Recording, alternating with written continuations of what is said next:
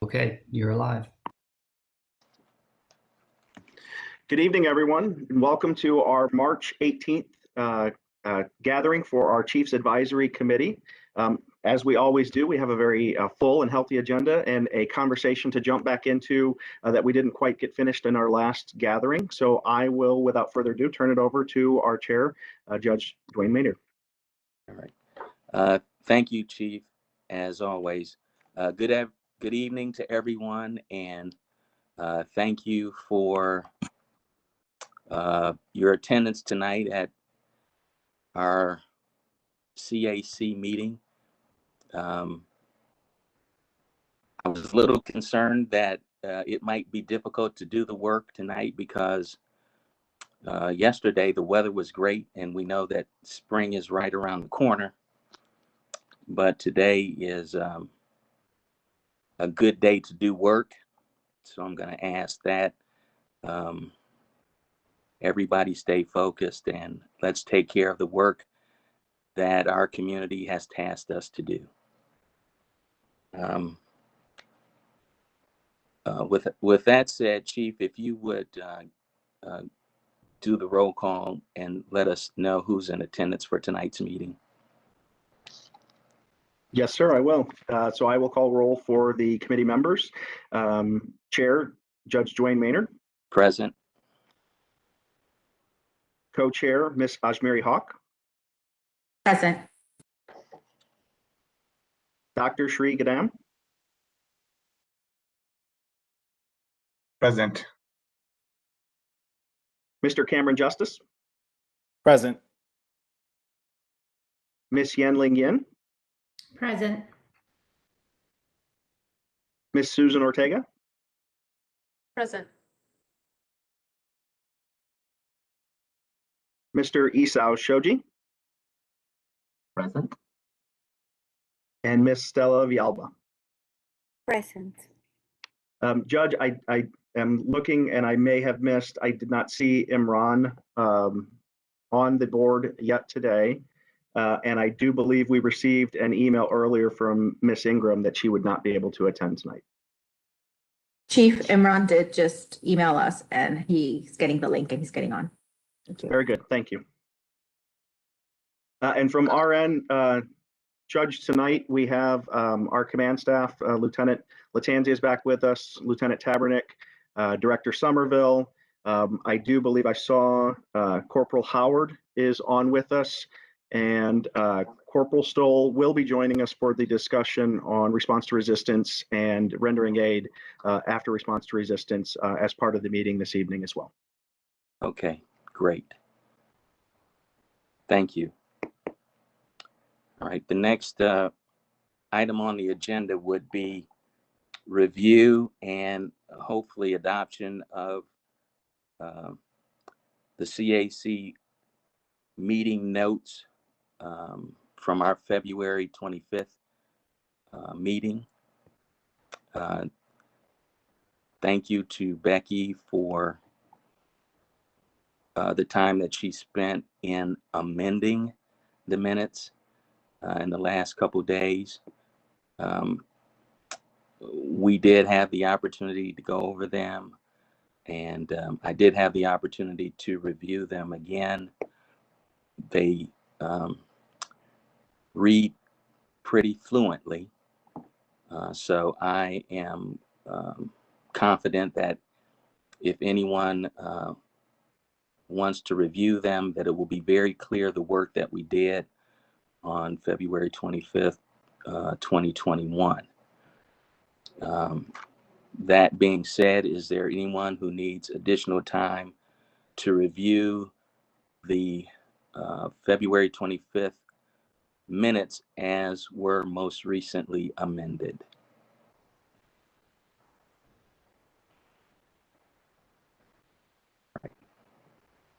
If not, I would entertain a motion to accept the February 25th, 2021 CAC minutes as amended. I move to accept and adopt the minutes as amended. I second. Thank you. Thank you. Is there a second? Yeah, I did. I second. Thank you. Any discussion? All in favor then signify by aye. Aye. Aye. Aye. Thank you. And any opposition? Thank you. Then I will note, or the record should note, that the minutes for the CAC February 25, 2021 meeting as amended have been adopted without objection. Next order of business would be old business. I always like to start with you, Rebecca, to see if there was any old business that you have noted that we specifically need to address. I don't have anything noted, Judge, but the chief has some other topics that we can talk about during his update that I think will shore up any questions anybody had from some of our past meetings. All right. Chief, would you like to move into the update? Because one of the issues that there are two issues that I think constitute old business. The first would be any update or follow-up that Director Somerville would have as it relates to special meetings, if we had to have those, the protocols that we should follow.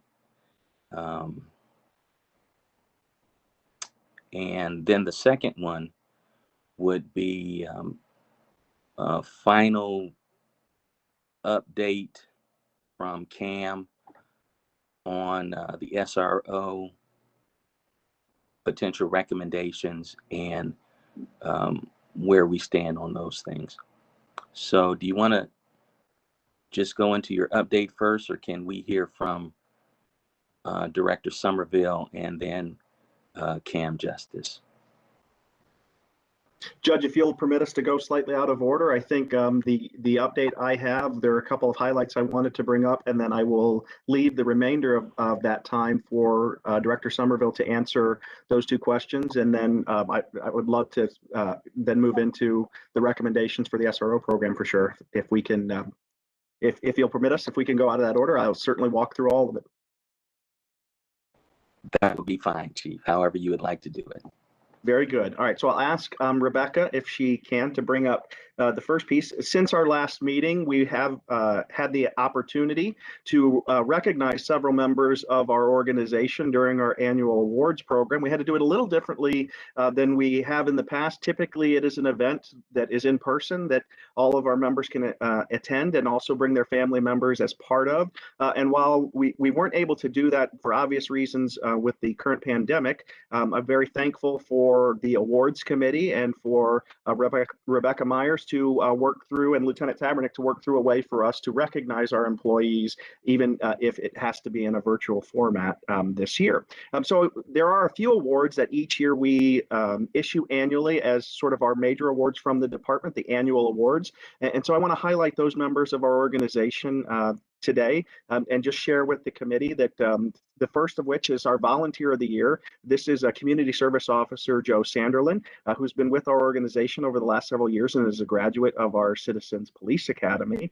He is a wonderful representative as a community service officer. And in the near future, we actually have a social media campaign that Joe is going to be featured in, sharing some information and tips for safety for the spring that he and Rebecca worked on here recently. So just wanted to give congratulations to Mr. Sanderlin as well.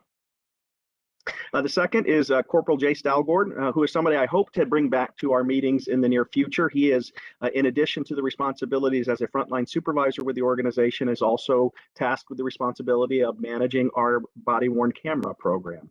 So this year, Jace was nominated for and received the department's Leadership Award. So congratulations to Corporal Dalgord. Our Civilian of the Year, we actually have two Civilians of the Year that we wanted to highlight as part of our meeting tonight. Wendy Gressmer is the supervisor over our records Bureau here at the organization. She's been with our organization for some time and had the honor of being recognized and nominated by by members of the organization and recognized as one of our civilians of the year. So congratulations to Wendy. And then Amy Hager, who is our other civilian of the year and is a member of the Northwest Regional Emergency Communications Unit. And she was recognized this year also as a civilian of the year. And in addition, recently promoted to the position of communications manager with the organization. So congratulations to Amy as well. And then our Officer of the Year is Investigator Dave Jager. Investigator Jager works with our Community Impact Unit. I had the fortune of starting my career the same time as Investigator Jager as well. So we've worked together for a long time. He is a wonderful member of this organization, does fantastic work, and we couldn't be prouder than to recognize him as our 2020 Officer of the Year. So we wanted to share those highlights. And in addition to recognizing those members through social media, we hope to have out in the near future a video recognizing on our social media all of the other members of our organization who received awards, who would have been presented at our awards program, but we want to take the opportunity to acknowledge publicly their considerable efforts and their recognition for their awards they received in 2020 as well. So thank you for that time at the start of our meeting to recognize those members.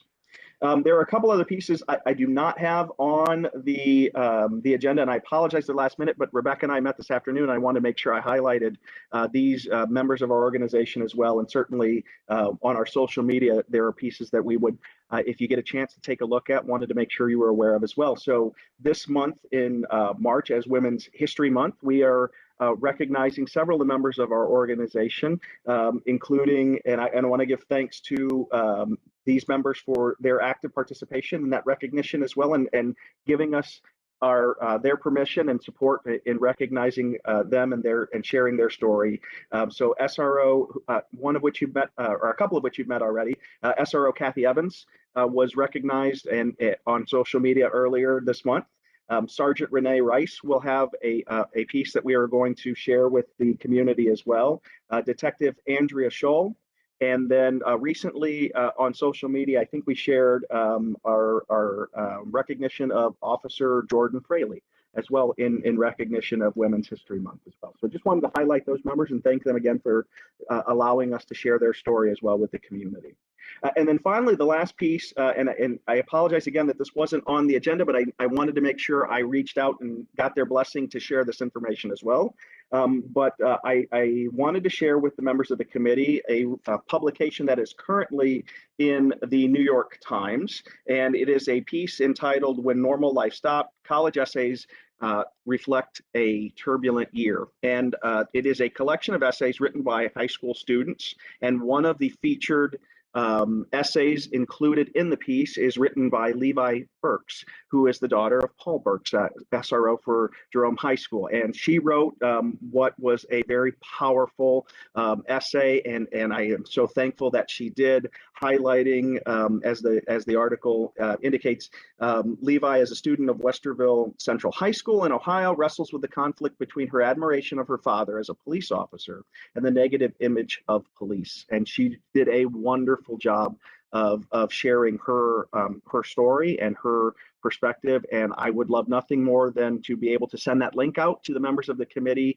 after this meeting. And as I talked to Paul today, who is extraordinarily proud and absolutely rightfully so, he was going to make sure after he got off work today he got a physical copy of it as well, because he heard that it was published today and was out. So if you get a chance to pick up a copy, or if not, we will make sure we send that article out. And just wanted to highlight and thank Levi Burks as well for again her passionate and powerful essay. And that is all I have to share for today. I will yield the remainder of my time and ask Director Somerville to update us on a couple of the points you asked about, Judge, the mutual aid agreements, and then emergency meeting response and our research on that topic. Thank you. Thank you, Chief, and congratulations to all the award winners. That's information and stuff that all of us, I think, on the advisory committee are very proud of, and happy to be then further associated with the department. So Thank you. Thank you, sir. Director Somerville? Thanks, Chief. Mr. Chairman, members of the committee, good evening. It's good to be in front of you tonight. Circling back around on a request you made a couple of meetings ago to get information about the mutual aid agreements that the Dublin Police Department have entered into with other departments in the region, and wanted to give you an overview of where we stand with mutual aid. The police department is signatory to 4 different mutual aid agreements. 2 of those agreements are Franklin County specific. We then have a separate agreement that is Delaware County specific, and then an agreement with the Union County Sheriff's Office. As you all know, Dublin is in all 3 of those counties, so that does require us to execute different mutual aid agreements with those agencies that border our community. And it's always been our policy to enter into a mutual aid agreement with the Sheriff's Office of each of those counties that also have concurrent jurisdiction within our municipal boundaries. Being a municipal corporation, Ohio Revised Code 737-04 does authorize municipal corporations to enter into these mutual aid agreements. There are some other code provisions that allow the other participants, such as township police departments, sheriff's offices, special park district police, to be signatories to these agreements also. What makes the Franklin County agreement a little unique is that it's broken into 2 separate mutual aid agreements. One is an emergency mutual aid agreement, which is really a standard mutual aid agreement between police departments for a request and receive structure for mutual aid. So a particular community, department, township, county runs into an emergency situation where they do not have sufficient manpower or sufficient specific resources. And those resources can be specialized units, can be a specialized asset, such as maybe one of the common ones we have here in Central Ohio. City of Columbus is the federally recognized bomb squad provider. So that would be an example of they're the only resource of that kind in the region, and they are the federally funded resource. So that would be an example of an asset, or a drone program, or a specialized drug recognition trained officer. So it's not just for mutual aid of human resources, but also specified resources or special technicians that maybe one department needs. K9 is the other great example. Not every agency has a K9. So if you're an agency that does not, you have a missing person, you want to search an area, these mutual aid agreements, the revised code itself allows police chiefs, sheriffs, and law enforcement agencies to depend on each other for mutual aid, and encourages greatly the establishment of separate agreements. So the way mutual aid agreements work in Franklin County, they are administered by the county prosecutor's office, and every agency that wishes to participate in that agreement signs the agreement and places it on file with the prosecutor's office. We have not updated this mutual aid agreement in a few years, so I do have a request into the prosecutor's office to find out exactly who all is signatory to this mutual aid agreement. When we entered into it, it was my understanding that all agencies in the county, with the exception of the county sheriff, entered into this agreement. The sheriff didn't feel it was necessary, as they have concurrent jurisdiction everywhere in the county. But my understanding was all other police departments that were eligible by the revised code did enter into the standard emergency mutual aid agreement. The other agreement in Franklin County was an agreement that was desired by the Franklin County Police Chiefs Association, and it's a mutual aid agreement for non-emergency situations. And ostensibly, it allows agencies to enter into an agreement, and it's a much more detailed agreement because it allows a law enforcement officer from one jurisdiction to take action in another jurisdiction should there be an observed threat to public safety. One common example we have of that is oftentimes officers will be on a transport downtown to the jail or be out of the jurisdiction for a follow-up and end up behind a public safety situation such as a potential drunk driver. And for them to be able to make a stop in the interest of safety and take action without first having to make a request of the home jurisdiction to get permission to do so was the logic behind the non-emergency mutual aid agreement. It would also allow a law enforcement officer who observes something to at least take preliminary action, and it requires that officer that takes that action to immediately, as practical, notify the home jurisdiction that action has been taken. And it also requires the law enforcement officer that took the action to make a full report to the home jurisdiction after the action is completed. So we don't invoke that very often. We generally have an articulated threat to public safety, such as a drunk driver or some emergency or non-emergency that needs to be addressed because it was observed by a police officer. And not every jurisdiction has entered into this agreement. The city of Columbus, in fact, did not enter into the non-emergency mutual aid agreement. We have, like I said, put a request into the county prosecutor to get a current list of signatories on this agreement. And I think it's probably time. This agreement was drafted in 2013. We have also changed prosecutors since that time. So we'll probably make a request to the prosecutor's office to do a review of this agreement. And our own Commission on Law Enforcement Accreditation standards require that we review these documents internally it used to be every 3 years, now it's every 4 years with every accreditation cycle. The other two agreements, the one with Delaware County is a mutual aid agreement for emergency response. And that again requires that a request and receive be made from the requesting agency and granted from the agency that's going to provide the mutual aid. And in the Delaware County agreement, all police departments are signatories to that agreement, including the county sheriff. The Union County agreement is a little more simple. It's a direct one-to-one mutual aid agreement with the sheriff in Union County and is an emergency request and receive mutual aid structure directly with the sheriff. And with that, I'll be glad to answer any questions you have about our mutual aid agreements. First of all, thank you very much, Director Somerville.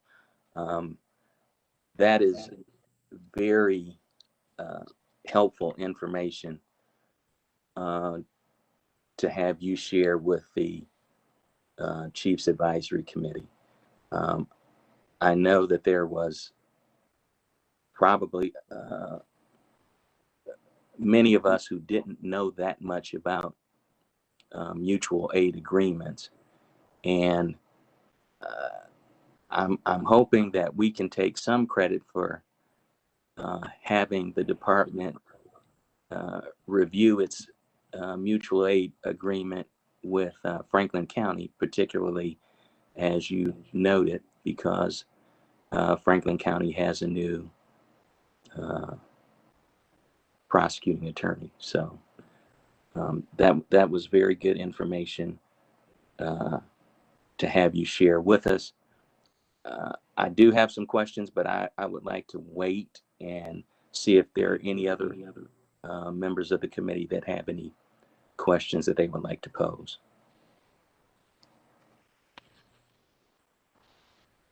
What is the reasoning behind Columbus, for example, choosing not to be a part of the non-emergency agreement? I can tell you at the time, and I always want to give the caveat, I don't speak for the Columbus Police Department, but I was a part of the drafting of these agreements, and I believe at the time the city of Columbus did not want to cede the requirement that they be notified and asked before an action was taken. they also have a pretty standard stance against contracting out police services in any way. And it was their opinion that to enter into the non-emergency agreement would violate that longstanding practice. Thank you. Follow-up question, Director Somerville. How many police chiefs ago for Columbus was that? I'd have to think back, but I think it was 3. I believe it was Chief Distal Swag at the time. Okay. They might want to reconsider.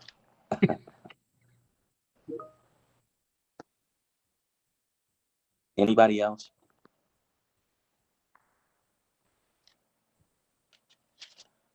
I did have a question, and it, Chief, this is kind of more directed to you, and it has to do with something I saw on the news today where police chiefs for municipalities throughout Franklin County got together today on some issue involving what they called Operation Game Over, dealing with youth violence and youth criminal activity. And I was wondering if our police department was part of that effort. As far as the press conference today, we were not part or present at the press conference in Whitehall today.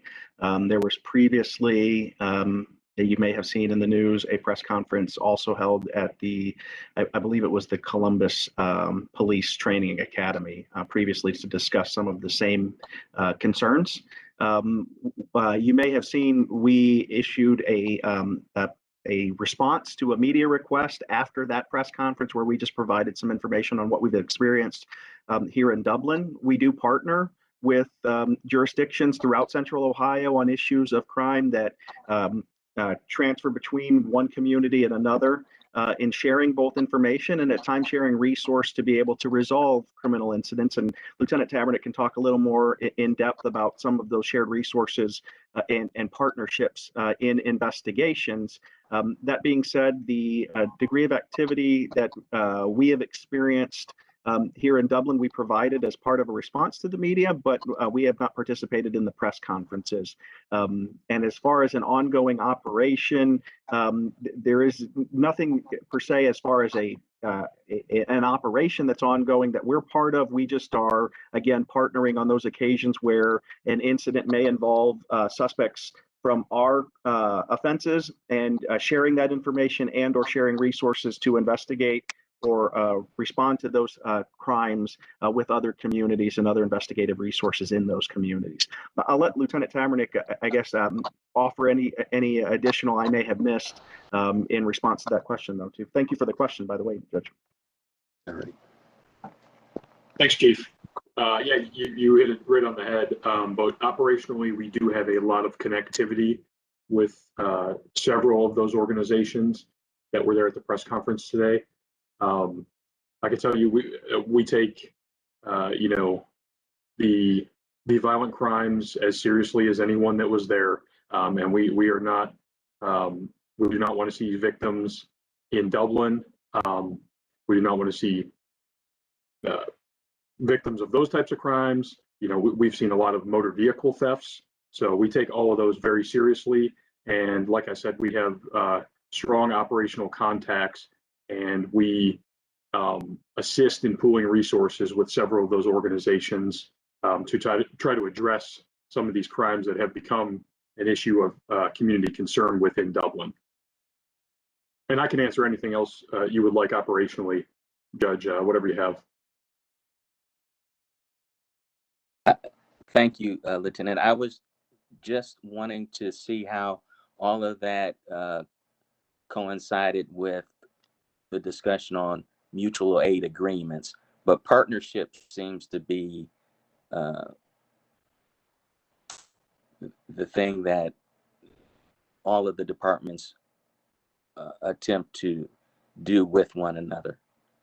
And it doesn't, then it doesn't necessarily have to be impacted or affected by a mutual aid agreement.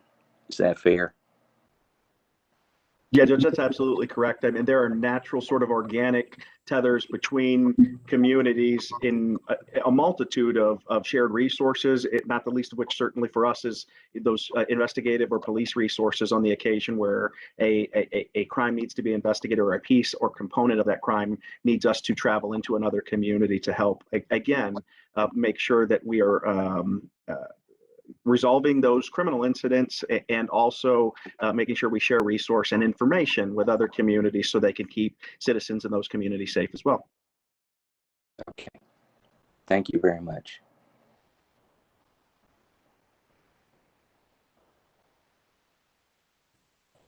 If there were no other questions on the mutual aid agreements, thank you for your patience with us as we put that information together, and thank you again to Director Somerville for his research and knowledge certainly of those agreements. And then the last piece from the chief's update, we wanted to make sure we returned, and I was not certain. I thought we sent the response back in email, but it's always good to have that conversation out loud if there were any questions as well. I'd ask Director Somerville just to answer the question we had last meeting on emergency meeting response. Special meeting, Chief, not emergency meetings. I'm sorry. Yes, sir. Thanks, Chief. Chair, members of the committee. Being a charter city and a home rule state, the requirements of a public body to give notice for any special meeting is outlined in our city charter and our Dublin City Code. The requirements are 24-hour notice to the public and to the members of the committee. That can be accomplished through placing a notice on the city's website, which is the common place where we post all of our meetings. That posting must include the time, place, and a general statement on the purpose of the special meeting. Then once that's posted, anytime 24 hours beyond, that meeting can be held. There is one other special requirement, which is any news media members that have given us specific notice that they would like told of any special meetings must be specifically notified. And as of right now, there are no requests on file at the clerk's office. Wonderful. Thank you very much for that follow-up. And in light of that additional information, I want to go back to committee members Imran Malik and Shari Gadam to ask if there are any additional questions that you would have of Director Somerville at this point.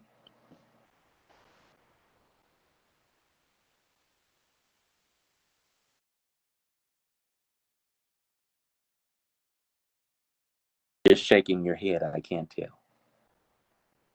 Yes, this is Imran. I don't have any questions. Thank you for clarification. It was very helpful and a lot of good details every time we have a presenter go through. So I'm very, very cordially appreciative of this additional information that was provided today. So thank you for that. All right. Thank you, Imran. Doctor? Maybe he had to step away. Okay. Chief, as a part of your updates in the past, you had, or this is where we have discussion and conversation about the workings of the community task force, and usually you and ESAL tag team at this point to update us.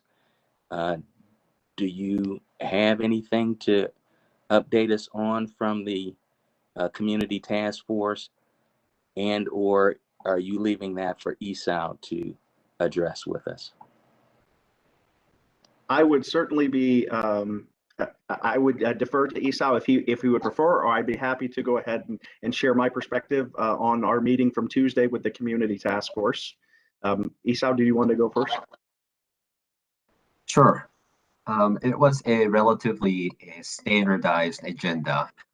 I would characterize that as we had subcommittee reports. Each subcommittee did report, and as you may recall, subcommittees have been now restructured into, I guess, more numerous number than what it started out with.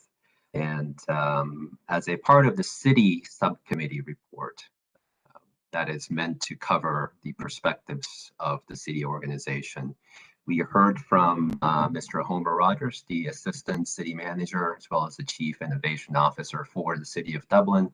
He went over the history and the progress of DEI efforts in the City of Dublin, went over many of the policies that have been put in place over time. Then we shifted our direction, discussion to hear from Steve Francis about terminology that are used when we talk DEI. Obviously, we tend to use a lot of words, some seemingly very familiar, such as race and ethnicity, and others perhaps less familiar, but his presentation focused on the importance of everybody understanding what those terms truly mean and to make sure that everybody is on the same page. And he shared a resource that is put together by the Pacific University of Oregon. If you did a search for that university and perhaps add maybe a DEI glossary as a search term, you should come upon their glossary that they have put together. Mr. Francis used that as an example of something that we should review and perhaps to adopt as, adapt as, no, adopt. I always have to think between those two terms. For our conversation, for our discussion within the CTF. And I believe something like that perhaps might be appropriate for us to take a look as well here in the CAC environment. That is all the report that I have from the last meeting.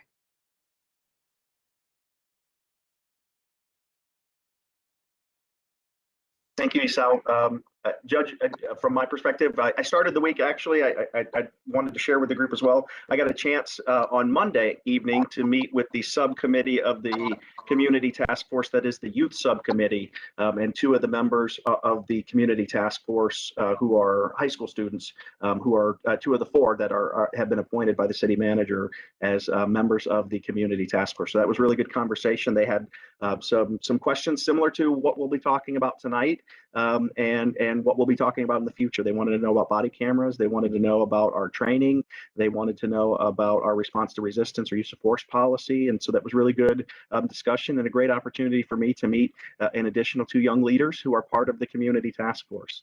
And then on Tuesday, just as Mr. Shoji has offered, it was very a good conversation with our Assistant City Manager Homer Rogers, and then Steve Francis, who some of you have met before and has been hired as a consultant with the City of Dublin and has put on a number of trainings internally, and then led some discussions between the community task force, obviously on Tuesday night, and as part of that discussion presented some resources for us to consider at a city level and at a community task force level as we have discussion about equity, diversity, and inclusion, a glossary of terms. So we're speaking on the same terms. Some of the similar conversation we had very early in our meetings as both Ajmiri and Stella introduced us to some terminology that's been helpful for us in being on the same page as we talk about conversations about policing and issues of race and policing in America.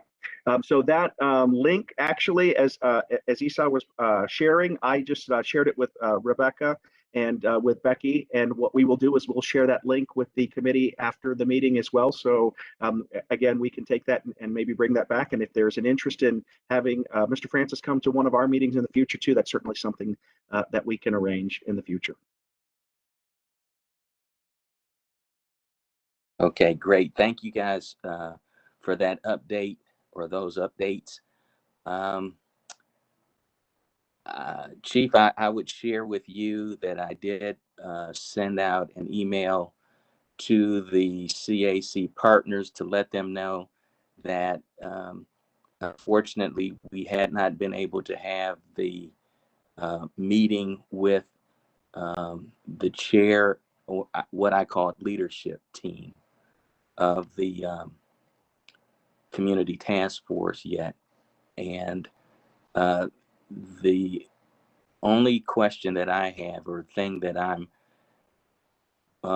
looking for a little guidance from you guys on, is now that we have a date scheduled for that leadership meeting between the two entities, how does that potentially impact the timelines that we talked about in our last meeting as related to reporting to council and coming up with the blueprint, if you would, on public safety from the Chiefs Advisory Committee? If you can't answer, that's okay too, but just I definitely thought that that's something that we needed to address, because I think we're still wanting to be mindful of the timelines that are in place, and some sense of our responsibility in trying to do what we should to meet the timelines. Absolutely, Judge. Thank you for reminding me. I will again defer to Esau if I miss anything. But the meeting on Tuesday, I did not get the sense that they were completely tied to a definitive timelines. They just have framework for when they would like and know when they would like pieces to be accomplished, knowing that in August, that is sort of the deadline that was given by council to be able to return the comprehensive report. I will share with you that during the week, not during that meeting, but in a separate meeting with the city manager, his intention is to begin working on an update report for council relative to the progress of the community task force. I believe he is shooting for the 6th of April, I believe is the council meeting, that he would send that as just an updated memo on the progress. If it is acceptable to the committee, I was going to also start working on a memo, certainly to share with the group to make sure that there is input and perspective from the committee members, but it is simply an update on what we have done thus far, not with necessarily deliverables that council is expecting. So I think that we are still sitting in a good place to reconcile that timeline once we have the leadership from both the task force and the committee come together. And certainly, as always, anything that we can offer from our perspective, either I or any member of the organization, to help with whatever task has been given from the task force to the advisory committee, we would be certainly happy to work on. Again, we're just thankful to have all the members of the committee willing to come and be part of the conversation. So anything we can do to help that along, we'll be here to do so.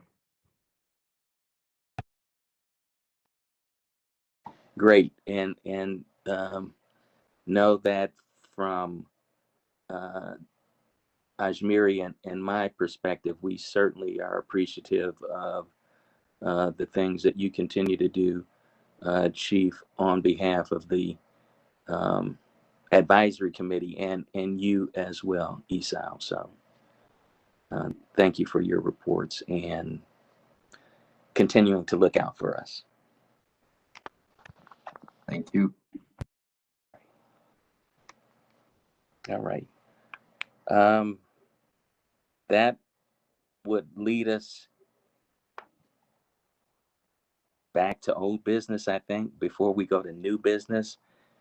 And Cameron,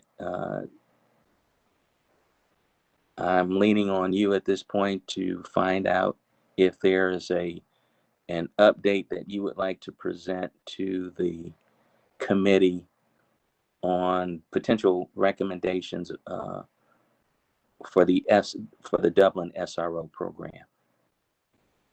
Yes, thank you, Judge. Thank you, Chief. Okay.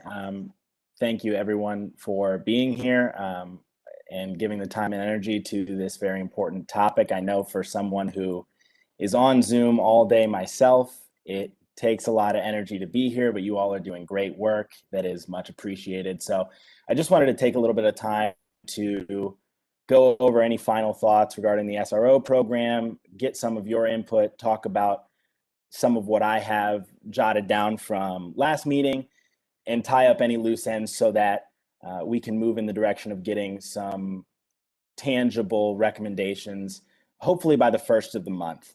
And I'd like to also consult with what I'd like to call our experts that are working with young people every day that work side by side with the SROs and with students so that we can kind of shore up some of those ideas that I've got jotted down. So I want to just outline those briefly and sort of get your wheels turning on those things. Take any of the thoughts that you have to make those things more specific. And then I will more than likely circle back with Stella, Courtney, Susan, Asmiri, possibly to shore those things up so that we can pass that back up the chain by the first of the month. So I have jotted a couple of things specifically. The first thing was evaluations. Chuck and I talked at length about the opportunity to have some sort of evaluation component from students. Again, with my sincere hope of confirming everything that you all have mentioned in the past about the efficacy of the SRO program, but there is no way to tell that without some sort of evaluation component from students. So that would be the first thing, and informed by the phase 1 SRO research that I have begun to work on, and potentially more research as well.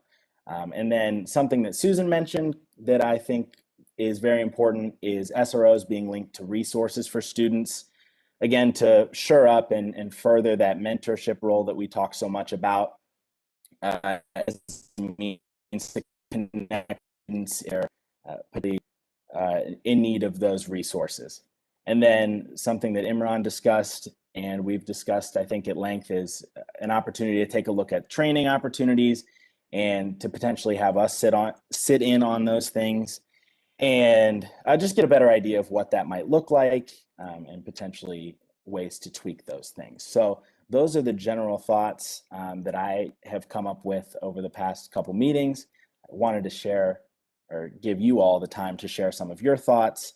And then again, I want to be cognizant of our time. I know we have a lot of other stuff to get to, and then I will circle back over the next couple weeks so that we can have those out by the 1st. All right, great, Cam. Thank you. Couple initial thoughts. By the 1st to get stuff out, maybe is a little ambitious, and I think Stella's still on the line because she's looking at spring break during the last week of March. So I don't know how accessible she may be or Courtney may be, and there are some other persons, Ajmiri as well, who were asking us to make sure we didn't do too much during spring break time period. So that's one consideration. Also, given the fact that the chief just said that maybe in the early part of April, he would just be doing a memo for council's consideration. Maybe you can enjoy spring break as well, and perhaps before our next meeting, and if we stay with the 3rd Thursday in the month, it would be, well, probably that next month won't be that good because it's tax day, the 15th of April. So maybe we'll have to do something like the 22nd. But regardless, you'll have a little additional time before really it looks like we would have to have the recommendations on the SRO issue. So perfect. You're sensing I think you're starting to sense a pattern about this whole over ambitious thing. So that's, thank you for reminding me of that. Fair enough. Inside joke, guys. Anybody else? I look forward, Cam, to working with you on this. I'm sure our other team members as well. And having a little more time will definitely help.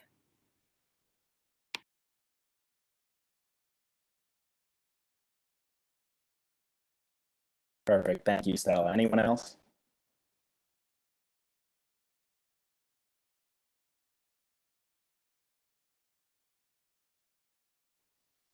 Perfect. So I will circle back in the next couple weeks, and absent any more thoughts, I'll turn it back over to Judge Maynard.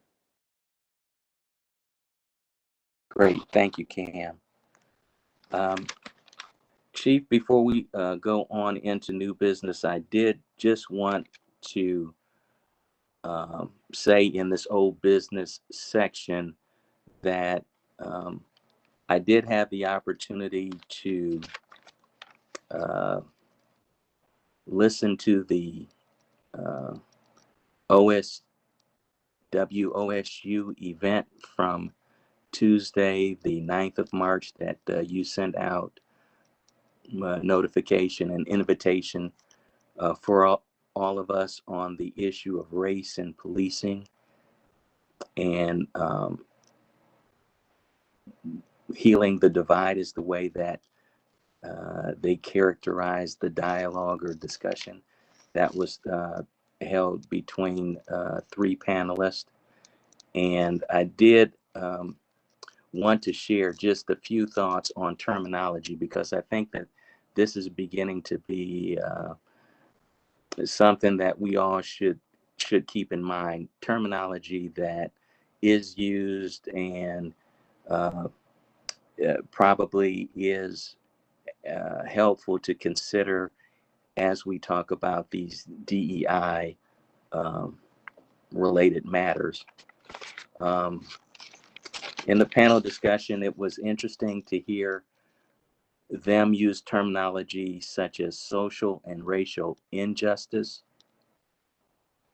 and unequal justice in administration of the law. They talked in terms of a distinction between what they called bad cops and bad policing.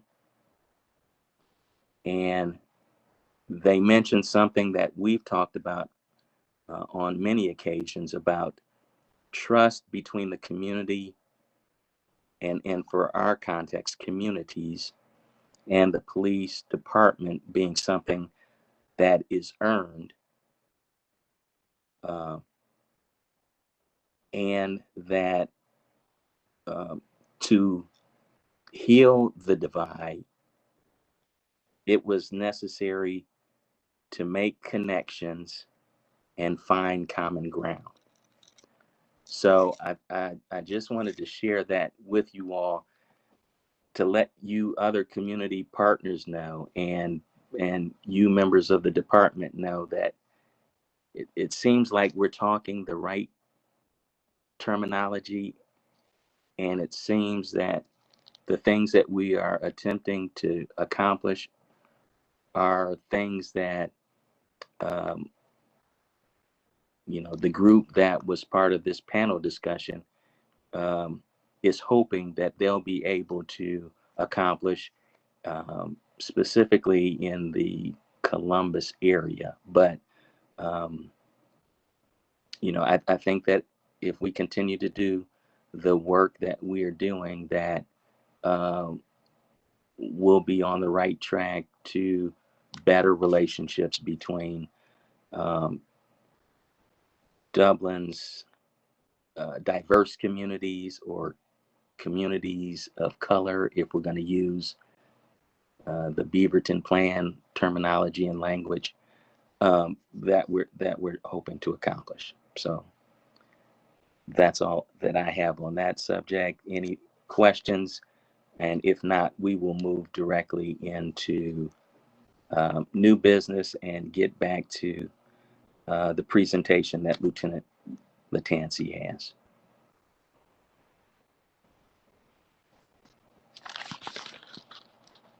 All right, no questions, no comments. Chief and Lieutenant Latanzi, I turn it over to you guys.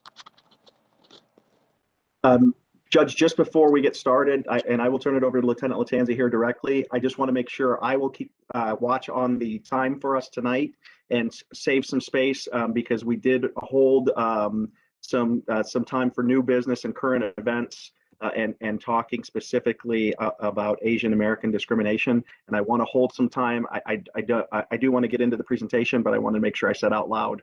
I'll keep watch of the clock and make sure we hold some space at the end of the meeting to have that discussion as well. Chief. And that was part of the amended agenda. So thank you. No, I just wanted to say it out loud. Thank you, Judge. Okay. Thanks, Judge. Becky, if you can bring up the presentation that we shared last meeting and start it with rendering aid. For the committee members, I just want to introduce Corporal Jake Stoll is with us tonight. He unfortunately wasn't to make it during the last meeting. However, a very valued member of our team of supervisors, as well as our instructors in the response to resistance topic of discussion for this evening. He's been with the Dublin Police Department for over 20 years, many of that time as instructor in both defensive tactics and in firearms. Very knowledgeable individual in this area, and a supervisor on day shift with our organization, has done an outstanding job, and happy to have him with us tonight. And I'm going to turn it over to him shortly to have some discussion about rendering aid after a response to resistance. And then we will open it up for discussion from the committee members about our presentation last meeting, as well as what we've covered here tonight, and the additional information that was requested last meeting that you should have received from Rebecca in regards to those, the data requests from previous years that you should have. So, Jake, I will turn it over to you. Thank you, Lieutenant, for your very kind words. Hopefully this works okay. It's the first time I've used this computer for one of these meetings. So if there's any problems, somebody just shoots me a text. We can try to rectify those as we go. First of all, thank you for having us here as well. We appreciate the opportunity to speak to you guys, and hopefully we can do this in person here soon and not in a virtual setting. But when we get the presentation pulled up, we'll go ahead and get rolling with that. One moment, thank you.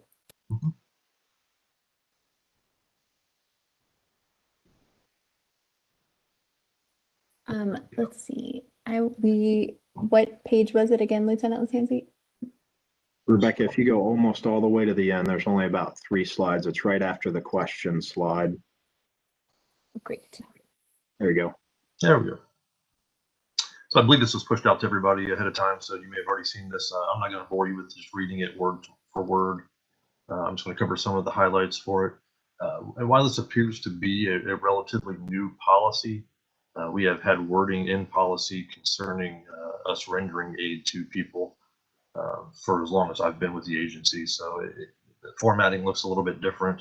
And as with all policies, we do update them on a regular basis and try to keep them fresh and contemporary.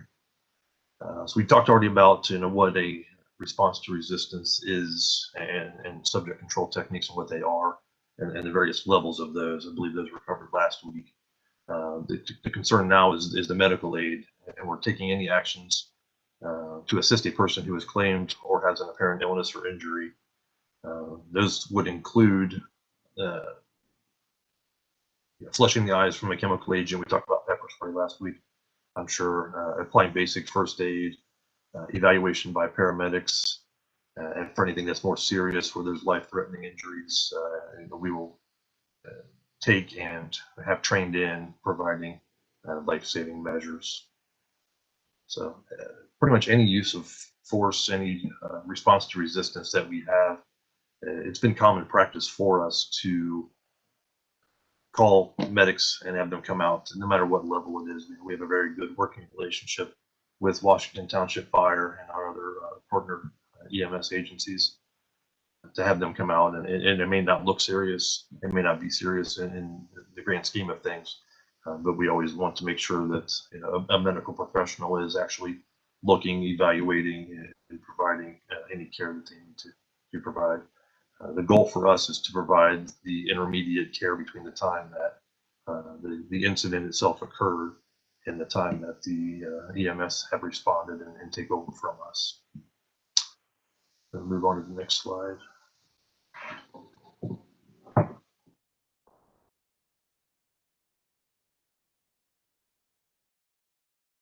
CPR, I think every staff member in the city is trained in CPR, but we recertify on that on a regular basis.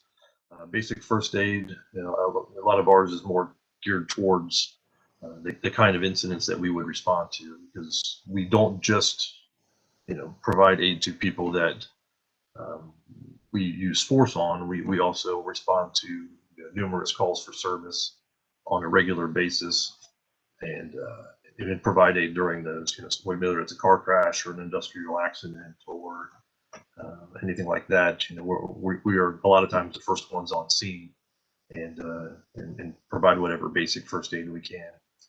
We also receive training and have equipped in every one of our cruisers an automatic external defibrillator, and those have really taken off over the last 5 to 10 years. You see them in offices, you see them on school buses, you see them all over the place. Those are the things you hook the people's chests, and if they're experiencing a certain medical condition, it can shock their heart to get it restarted again. The next one we have listed there is Narcan. That's a way of countering the effects of opiates. So we have someone who's overdosing. It blocks the brain's response to an overdose, which is typically them stopping breathing. So we equip every one of our officers with 2 doses of that, and we use that unfortunately on a fairly regular basis. But the idea for that is to get them back breathing again. Again, that intermediate care between the time we respond and the time that the EMS arrives on a scene. As far as bleeding control goes, we do provide training and a certain level of equipment, which is sort of in hand with the next one is tourniquet use. So, tourniquets we can apply to appendages. If there's a bleed, we really can't apply a tourniquet to a chest or an abdomen, those kind of wounds. So we're sort of limited in the equipment that we can carry with us on a regular basis. So each one of our officers does carry a tourniquet on their person at all times. You may have seen it on an officer's belt or on their vest, sometimes in a cargo pocket. But that'll provide that level of care for any penetrating trauma to the arms or legs. Any other bleeding control, such as chest, abdomen, head, neck area, we would need to use some other type of bleeding control for that. And each one of our cruisers, we have a kit, if you will. It's sealed, so everything stays fresh, and it has several items, bandages. It has Quick Clot, I believe, is the brand. It's something you put on a wound, and it causes the wound to coagulate, stop the bleeding. So that's the kind of things we can use on places where you can't apply it. Next slide. Is that the last one? We have one more.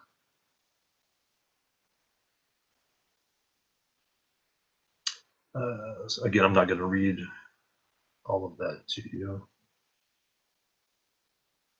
So basically, it's our policy. If anyone ever claims injury out of anything, we're going to summons medical aid to the scene.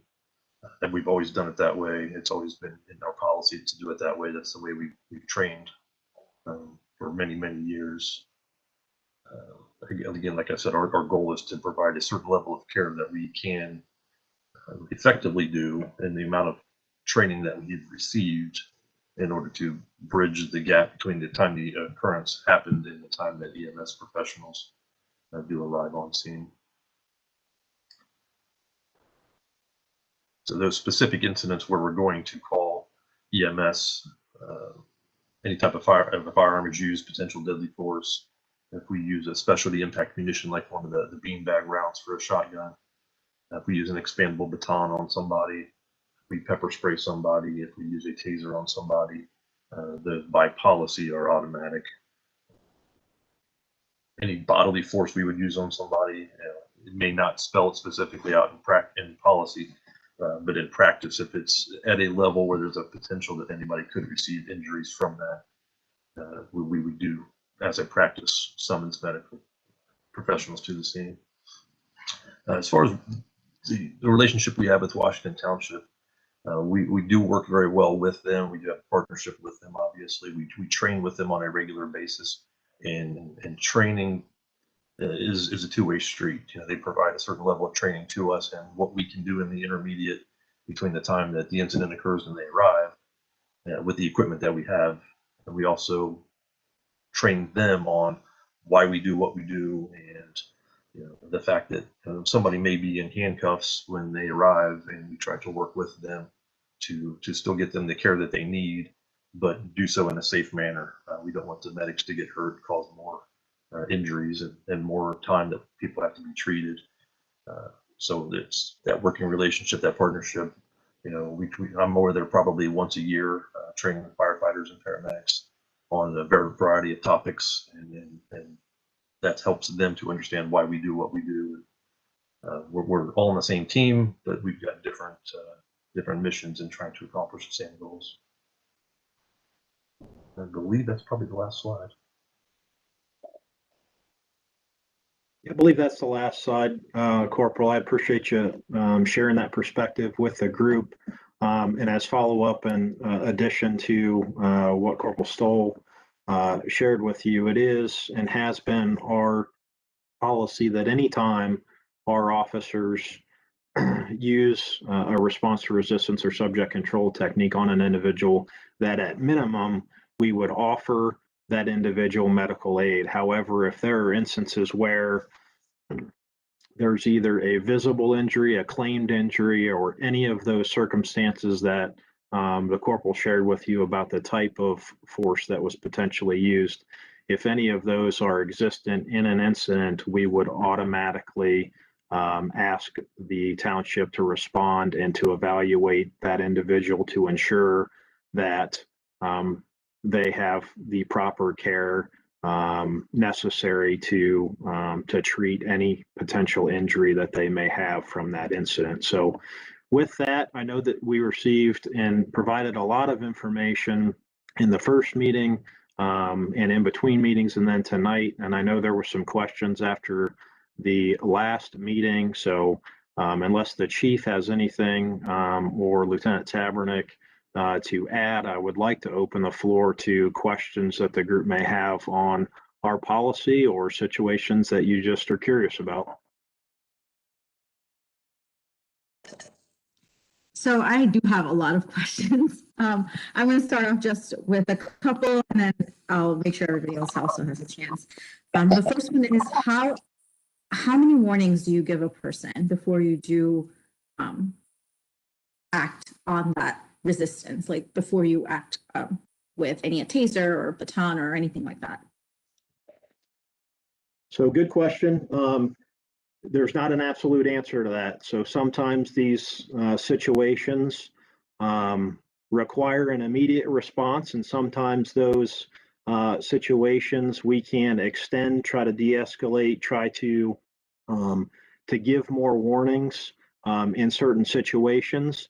But those are on case-by-case basis, depending on the level of resistance or action from the person that we're dealing with. Some of those necessitate an immediate response to prevent harm, either to that individual or to other members of the public. So in those situations, we would still try to give verbal commands when we were responding to that incident, but those necessitate sometimes an immediate response from our officers to prevent harm to somebody else. So again, we would try in every circumstance to provide some sort of warning before we would use force.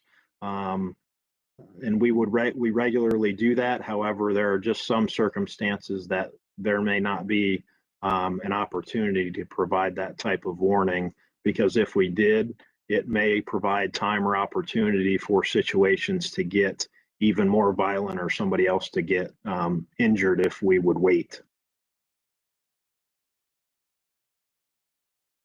So I guess a follow-up to that is how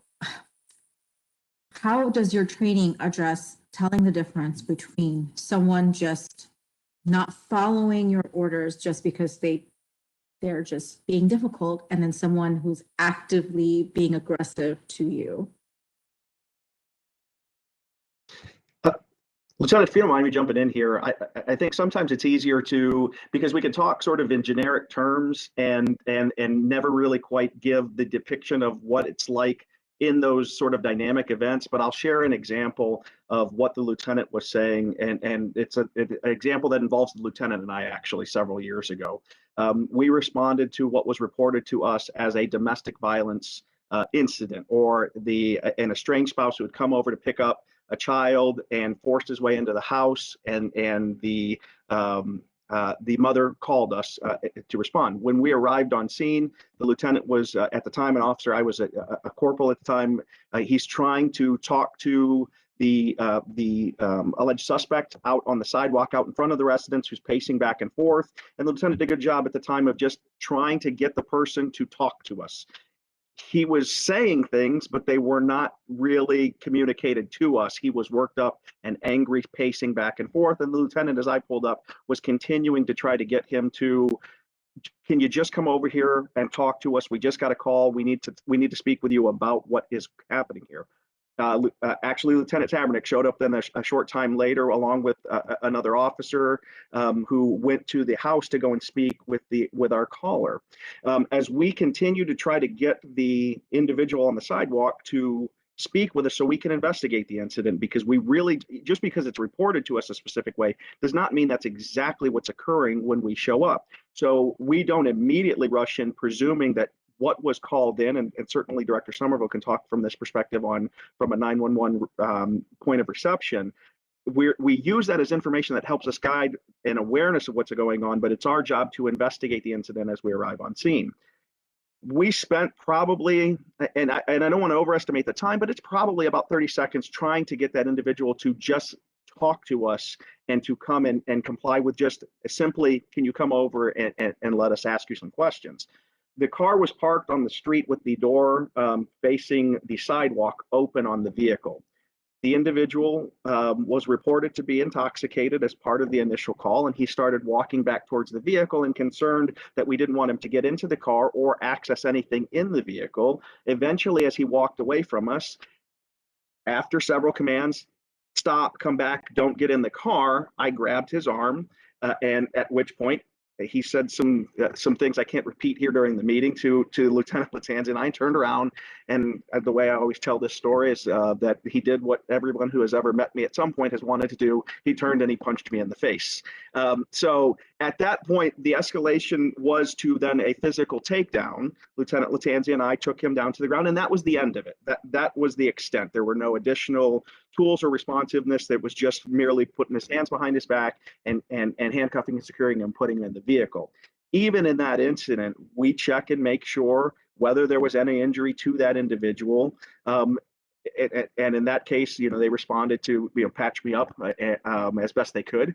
And that was the end of it. And I use that just as a simple example of how dynamic sometimes it can go from, there isn't a certain number of times we would say to the person, stop walking away from us, stop going to the vehicle.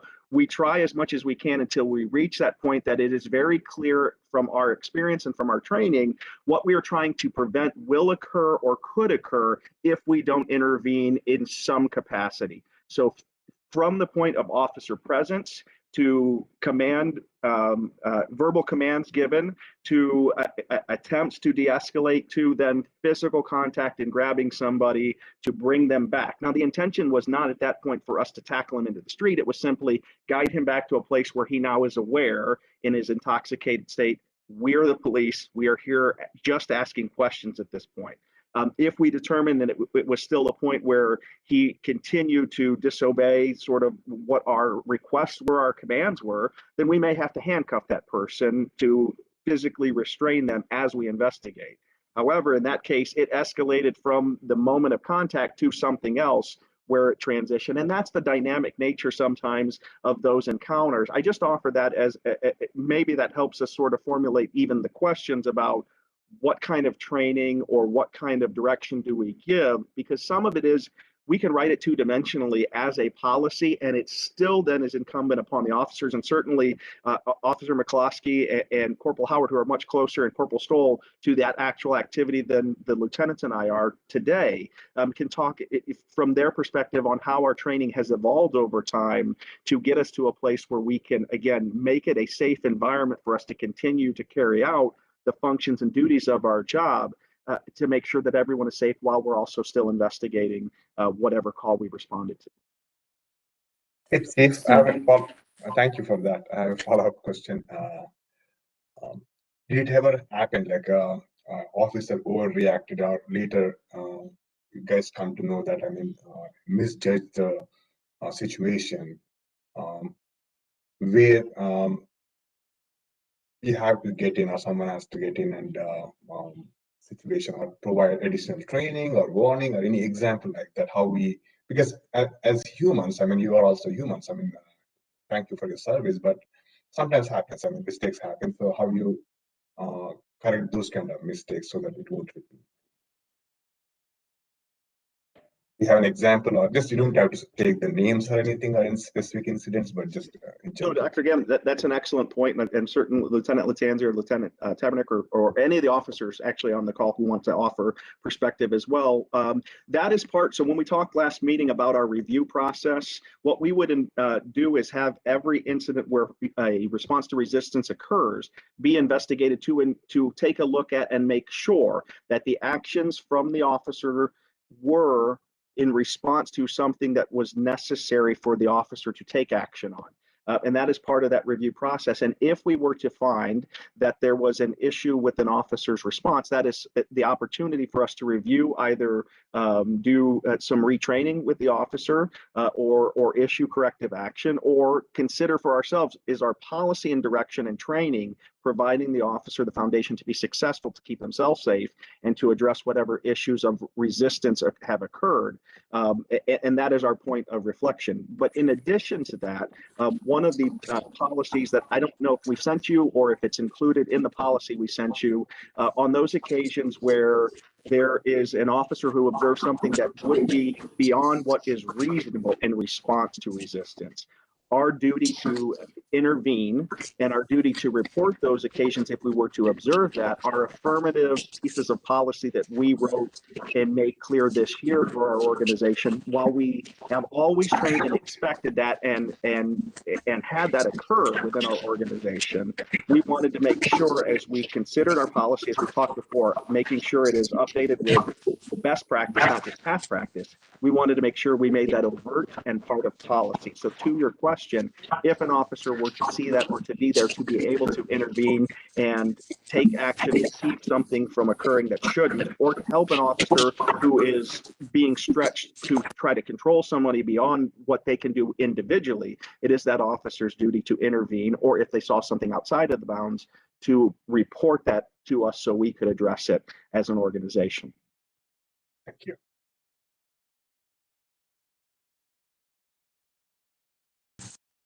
Chief, how are you doing how are you doing the review? Do you have body cam? I didn't think you had body cam. So how are you doing this review? Corporal Stoll, I don't know if you want to chime in just from your perspective and just talk about the review. Are you asking about the chief specifically, or just organizationally how we're conducting those reviews? Just organizationally, how are you guys doing the reviews? Thank you. No problem. Corporal Stoll, do you want to just kind of touch on the review process?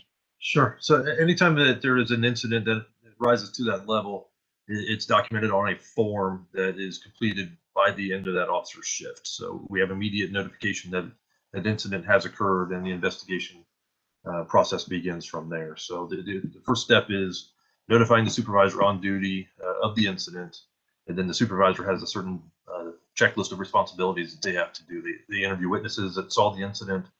They attempt to interview the subject that the force was used on.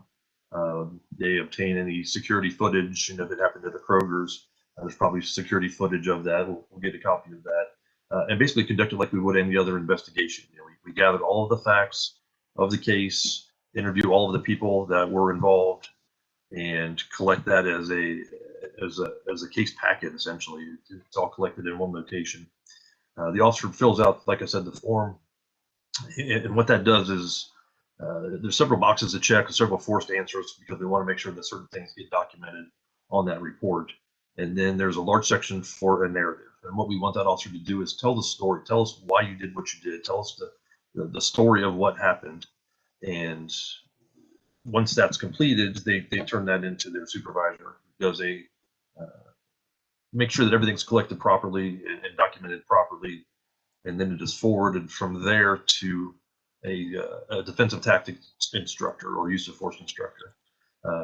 We would then look at it as, did the officer do things the way they were trained? Is this how we train the officer to handle this situation? And it's not very, specific that they did the exact same technique that we've taught. We teach tactics based. There's a lot of ways to do certain things, and just because it's not the exact way they were taught, but as long as it's the same or similar way of doing it, that's really what we're looking for. Is this a way that we train them to respond to the incident that they were given? We also looked at it within policy. So you've seen our use of force policy, our response to resistance policy, and we look at that. Did it fall within policy? We determine as an instructor if we feel that it is consistent with training and within policy. Then we write up a summary of our findings from our perspective. Once that summary is written up, it goes back to the immediate supervisor who started everything, and they complete the investigation from there. So they look at it from, now they have the officer's perspective of what happened. They have all the evidence that they gathered from the scene, and now they have an instructor's perspective on the incident as well. Ultimately, they write up a memo or a summary of their total findings, which is then forwarded to whatever bureau commander, whichever lieutenant that officer falls under. And the lieutenant reviews everything, and they basically find a summary as well, and then ultimately it ends up on the chief. So it's a multi-layered, it can be a lengthy process, but I think it's worth the time we spend rather than just writing it up and quickly moving on.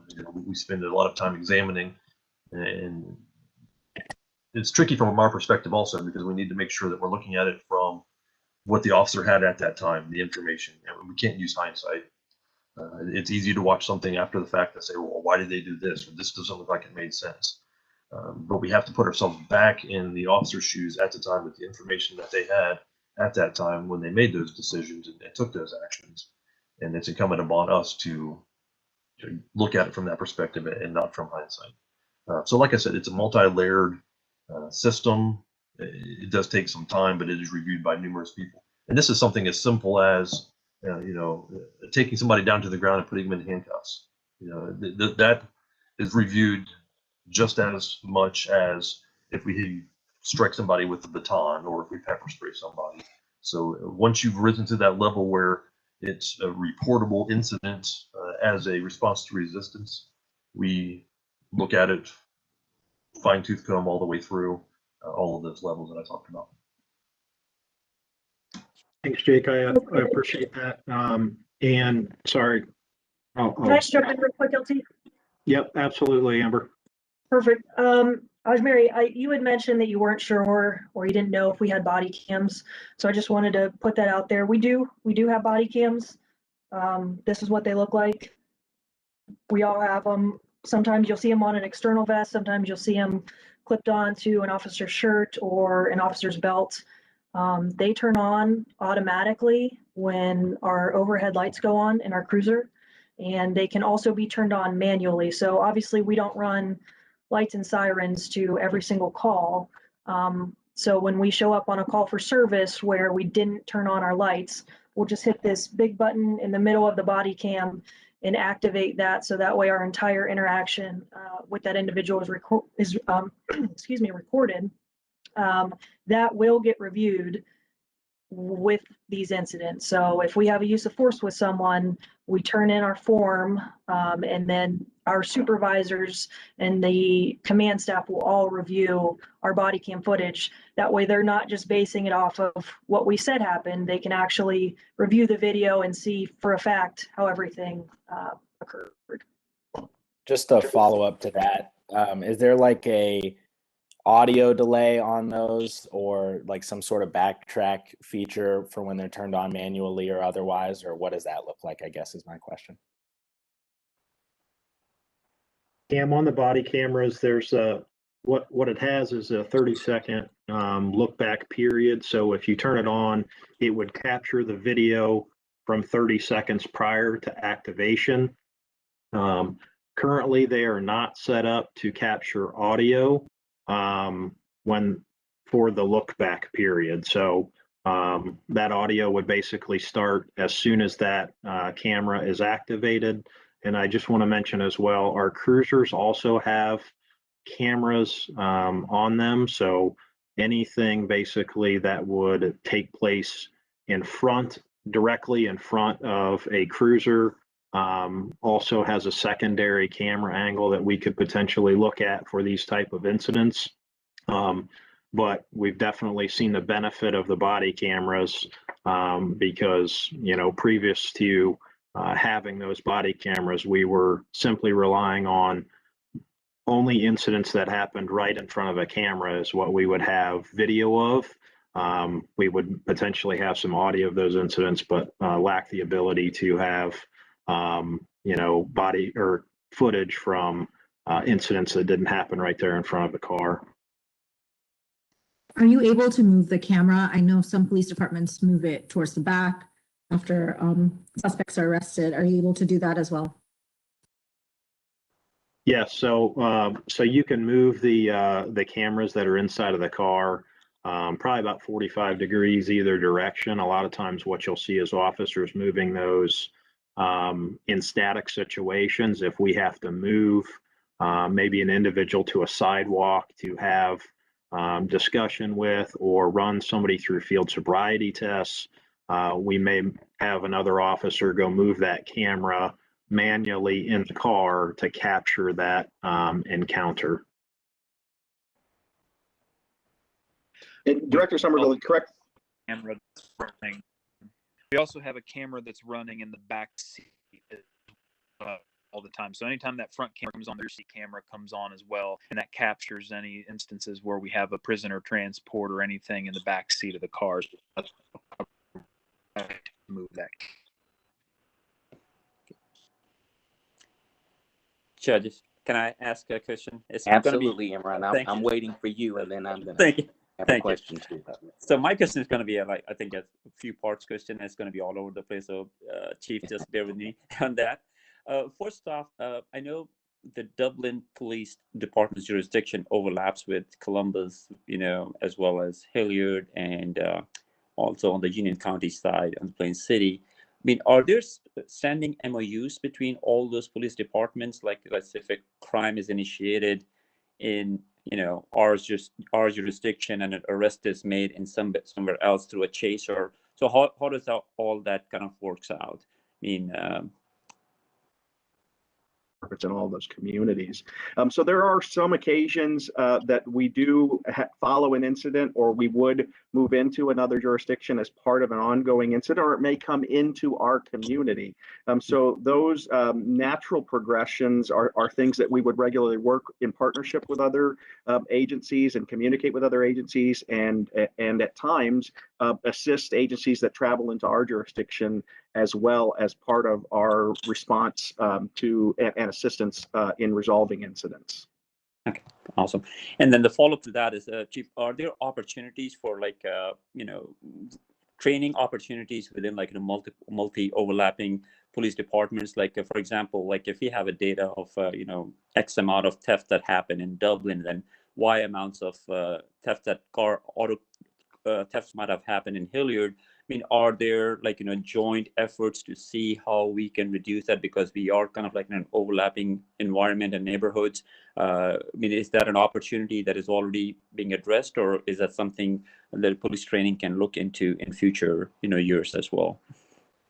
That is a great question, Imran. I'm going to ask Lieutenant Tabernick actually to talk a little bit about that and some of the work actually he did as part of our community impact unit and now oversees as well as Lieutenant. Absolutely. Thanks, Chief. Thanks for that question, Imran. Yes, we have a lot of connectivity. So if we take the examples of Hilliard, our partners in Delaware County, even, we have connectivity with, first and foremost, Delaware County's Drug Task Force. So we have a detective assigned to that task force that is led by the Delaware County Sheriff. And then actually, since Corporal Stoll is here, he is also a member of the Delaware Tactical Unit, which is a joint tactical unit that is made up of Delaware County organizations, law enforcement agencies. If we speak of just specific operations that would happen, we have, thanks to Sergeant Gallagher, who's over the Community Impact Unit, thanks to him and the investigators in that unit, we have some great connectivity with the Central Ohio Human Trafficking Task Force, and it's just an absolutely great partnership, making some great progress in Central Ohio. So we partner with them on a regular basis to try to address human trafficking concerns, not only in Dublin, but also in the region. So that's a really good example of the partnership you're talking about. Now, if we take a crime spree as another example, if we were to have a spree of theft from vehicles, vehicle thefts, like we have experienced, and those, as you know, touch multiple different jurisdictions. Again, we have some pretty solid operational contacts, and we are more than willing to pool resources to try to address those things that are significant to our community and that inevitably will also impact some of the other communities in the region. Does that answer what you're looking for? Yeah, sir? it does. It does. Thank you. I appreciate that. Yep. And the last piece, Chief, if I can ask in. I know in the last month's presentation, we talked about like the data from last year's, assessment.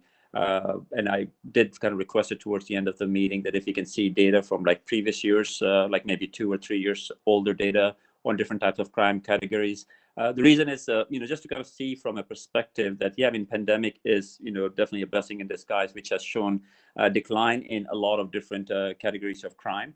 But is there an opportunity for us to compare those numbers with previous years and see how in future we can use that as an opportunity to do a compare and a contrast and maybe identify the issues that were reasons for those crimes to exist, and what can be done on behalf of the police department and also on behalf of this committee, as an assessment that can make sure that those numbers remain slow going forward. So. Yes, Imran. Yeah, we did go back and specifically, and maybe we misheard the question last time, but we thought what I thought you had asked previous was information on our response to resistance incidents from the previous years, which I know Lieutenant Latanzi worked with our crime analyst, because that is an analysis we do each and every year.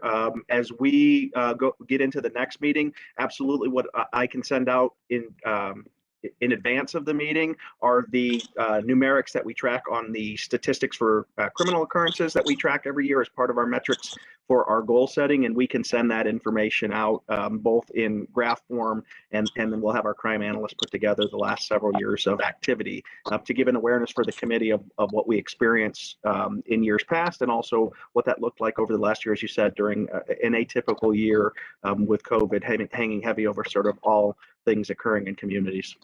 Awesome. Thanks, Chief. I appreciate it.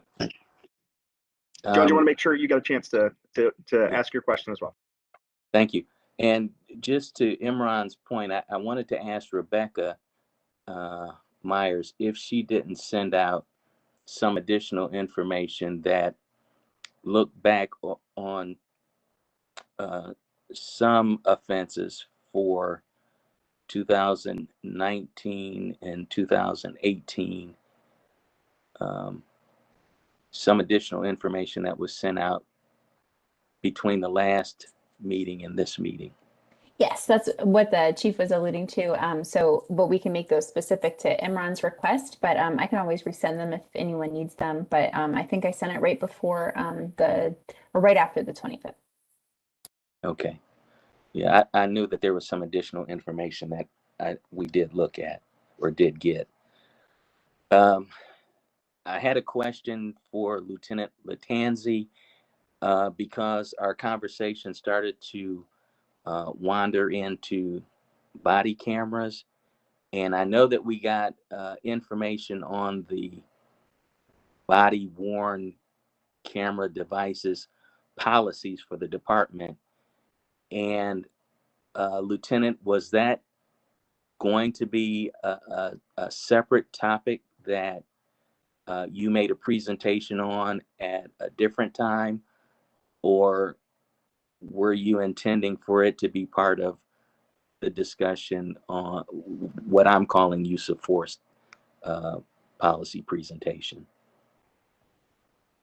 I think the intention was to at least provide the committee with some framework in regards to our body camera policy. However, that topic, I'm guessing, is going to be important enough that we need to have a meeting dedicated to discuss the body cameras, what the capabilities are of those cameras, to give an overview to this group on how they function and help give a better understanding of what that equipment is capable of and what it's not capable of. And as the chief mentioned earlier, Corporal Dalgord, who oversees that program, is a resource that we would like to be here to help walk this committee through those cameras and how we utilize them.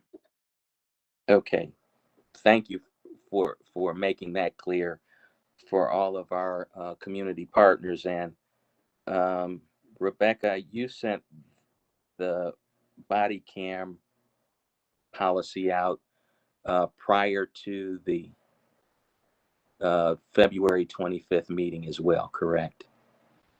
So everybody should have the opportunity to review it, and then hopefully at the next meeting presentation we can delve into that subject matter specifically a lot deeper. And then I did want to say, it's not a question, but in fact, Ajmiri is directing this part of the meeting. She started out doing that last meeting. So I'm really deferring to her in terms of how this portion of the meeting tonight goes. So Ajmiri, is back to you. Oh, could I ask one other question though? Since it has to do with the rendering aid policy, and either Lieutenant, you can answer this, or Officer Stoll, but it was a policy that was last revised this year, February 9th, 2021, perhaps the most recent revision to a policy. And my general question is, was there anything specific that happened that led the administrative team to decide that this was a policy that needed revision, because it had been in place since 2013? Thank you. Yeah, Judge, I think you will see with all of our policies that, number one, we try to regularly review them, and as current events highlight issues of concern with the community members or the public, it reminds us as an organization to take a look at our policies, see if we're meeting community expectation, and seeing if we are giving enough guidance to our officers that dictates what our expectations of them would be in these incidents. So again, we've always had policy that spoke to rendering aid after one of these incidents. However, we wanted to make that policy more clear, both internally and externally, for the public, based on some conversations we had internally about the specifics of that policy, taking a look at our training, what capabilities we have as an organization in training efforts and equipment, and make sure that we highlighted that in policy to remind our officers what we expect, as well as provide anybody that would be looking at the policy externally to know what our capabilities are as a department to provide aid after one of these incidents.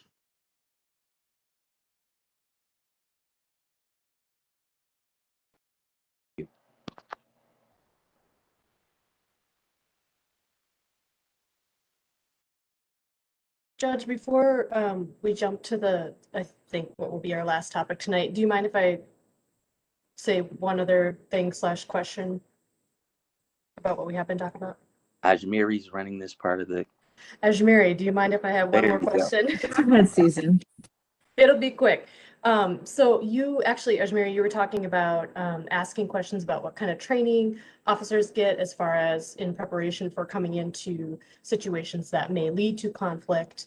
And I think along with that, I know Lieutenant Tabernick, as well as the department as a whole, has been doing a lot of looking into just how to best support officer wellness in general. And I think that holds a key piece to it as well.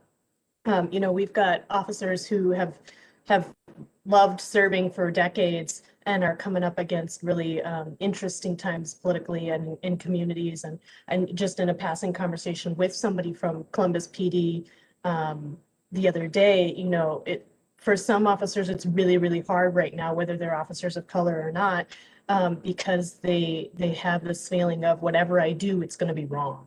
Whatever I do, it's going to be overanalyzed, or I'm not going to do it well enough to serve my community the way I want to.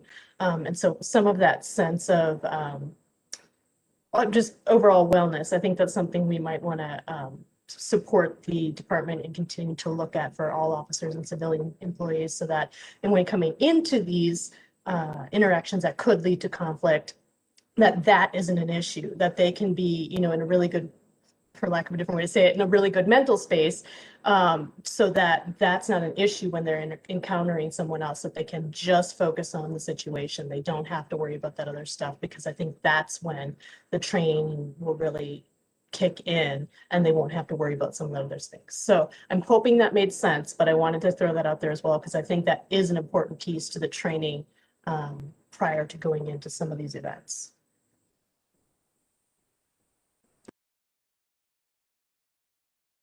Great point, I thought. And just as an aside on this rendering of aid and things that Susan has brought up in the past that are trauma, you know, that terminology, trauma, mental health awareness, and all of that kind of thing. I've actually been wondering, what is Dublin Police Department's position in terms of either contracting to have trauma experts available for runs, or new training specialization, so that more officers are trauma aid ready, prepared to assist.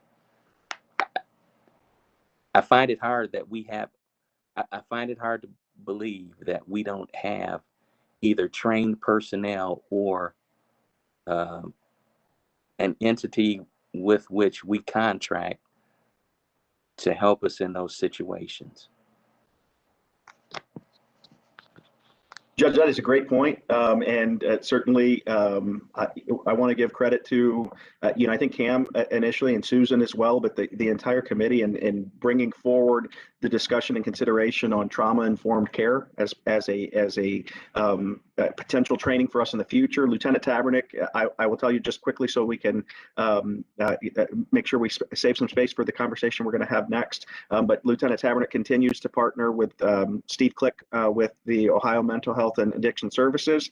We are just working through the logistics of how we pilot that training within the organization, build ourselves some internal champions for what that looks like, and then fully roll that out, hopefully over the next year, to all the members of our organization as a component of preparing our officers to be able to handle interactions with members of the public who may be working through trauma as part of the presentation of our interaction with them, and making sure we navigate that with both sensitivity and safety in mind in the future.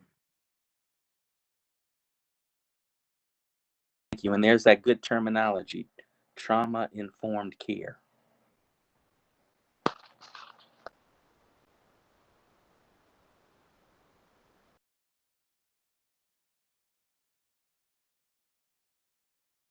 Thank you, everyone. If there are no other questions, I'd like to move on to our next topic. I don't see anyone raising their hands for questions. So I wanted to give some space for the Asian American hate that is going on in the country right now. I want to make sure that we all know that Dublin has a large Asian population. Overall in Ohio, it's 2%, but in Dublin, it's 20%. So this is something that, even though it's happening in another space, in another city, miles away, it's something that affects us and affects our community members. Especially, we have East Asian members, part of this community, who are directly affected by it. And I want to make sure that we hear their voices and we hear how to help you. Like, I want to know how to help our Asian community members who are out there, who are seeking this help. What are we doing as a police department to seek those concerns out? I don't want to be finding out issues later. I want us to kind of make sure that we're proactive in this situation. And I also want to just say that I stand in solidarity with all of my Asian brothers and sisters. And this is horrific. And I hope that we can get past this, but I want to make sure that our community members are safe and that we don't have copycats, especially in Dublin, where there is such a large Asian community, and that we are doing everything possible to keep them safe. Thank you. So I will open it up to whoever would like to speak.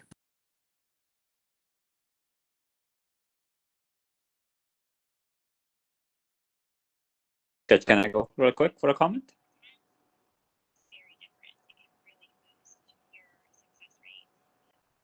Imran and all of sorry. you guys, you just asked Ishmiri, okay? Okay.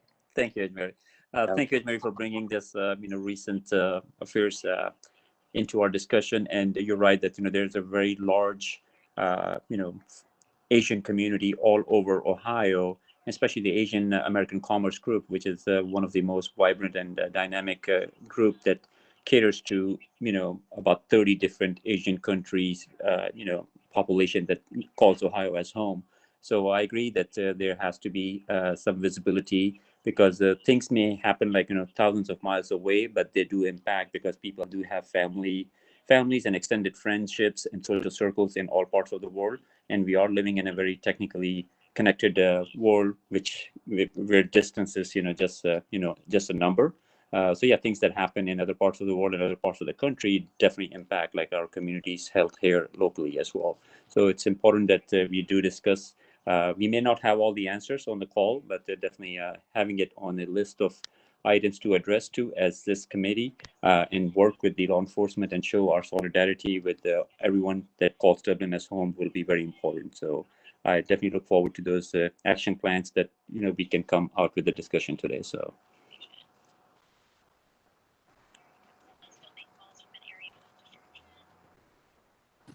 COVID first started, you probably have already heard about the comment of COVID is a Chinese virus. And certainly it creates a lot of anxiety within the Chinese community, of course, Asian community. So I certainly know my friends and people in Chinese community created WeChat group just to say SOS. In case you're attacked, then you can use this WeChat group to ask for help. I haven't personally heard any instance happen. However, does that anxiety itself, it creates stress to people's life. I wonder whether within Dublin, we have seen any increase of crime or disputes against the Asian community.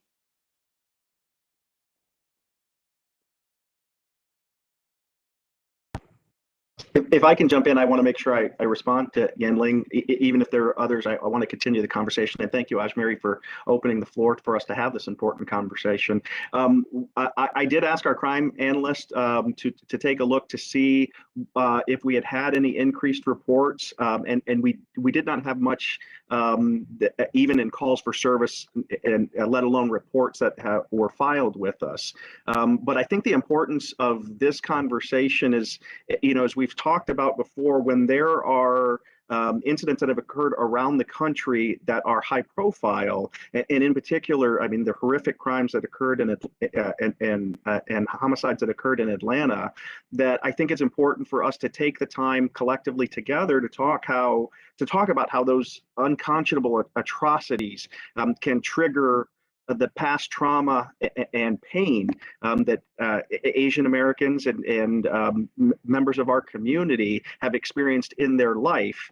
And it's important for us, just as Ajmeri said, to lean out and extend a hand to anyone who is struggling or who certainly is in fear, because it's not just our goal to address issues of crime, it's fear of crime, and it's a sense of safety and security in your community, in your home. And that's our job as well. And so just because we don't have incidents reported to us that rise to the level, Yenling, as you said, of attacks, we don't want to wait. We don't want anyone to wait or feel like they have to wait for it to be a criminal offense to reach out to us and express either being uncomfortable or fearful of anything in their community. We want to lean out and make sure that we are providing a resource and lending our hand to make sure that there is a confidence in your community, in your home, that you can be safe. And so thanks again, Ajmeri, for providing an opportunity for us to talk about this, because it's critically important to all of us here at the police department that we're your resource to make sure that you feel safe and are safe in the community. Hey, Chief, Ajmeri, can I ask a question? Of course, please go ahead. So, Chief, just like Enling said right earlier, that when it called Chinese virus, right? Knowing that something could happen. I mean, after something happens, yes, you're always there. I mean, Dublin police has been very supportive. I mean, just what kind of precautionary measures you take? You know that something may happen. It may not happen, but within the department, I mean, let's say reaching out to the Chinese community, or it could be sometimes Indian community, whatever happens with any community, it could be African. So what kind of precautionary measures your department takes, such as it could be as simple as reaching out the leaders of that community and saying that don't worry, we are there. I mean, if anything happens, this is the direct line or something like that. I mean, have you ever taken any precautionary measures? Yes, Shri, that's a great point. And to be honest, I don't know that we have always been as active in that role as we hope to be in the future. But I'd ask Lieutenant Tabernick to share just some of the conversations that he's had this week about, and thank you to this group for, again, providing the space for us to have awareness that it isn't just incidents that are in Dublin that we are paying attention to that impact our community members or community members in the central Ohio area, and our responsibility. And as you said, Cherie, leaning out before and in a proactive manner to make sure people feel comfortable and we open a line of dialogue so they can tell us the things we need to hear. Lieutenant, if you want to share just some of your conversations with our CLOs. Absolutely, thanks, Chief. Yeah, I think there's 2 points here. One of which is our community outreach through our CLO program and with other officers as well. And then I was going to hit on our partnerships in a law enforcement capacity to make sure that we're informed on some things that are going on, maybe not even here, but could impact us, as everyone has said here. So first and foremost, our community liaison officers, one of whom is on this call with us, Aaron McCloskey. We took a renewed approach last summer into fall to try to really figure out and conceptualize how do we reach all parts of our community and make sure that we include all parts of our community. And as part of that, proactively reach out to them. So this week, especially after what happened in Atlanta, again, the atrocities in Atlanta, Corporal Morris, who you guys have met and who operationally oversees the community liaison program, is charging his officers, specifically Officer Scott Nicholson, who has a lot of connectivity from his past in his past work in diversity and inclusion, to reach out and offer a hand, offer an ear, and also unequivocally remind our community that we don't stand for this. And if there are any questions or any support that we can provide to those communities or any members of those communities, that's what we're here for. So we want to keep that line of communication open and work towards solving that fear of safety, which we know is very real. So that is ongoing, and I would ask members of this committee as well to either get with me offline, get with Chief offline.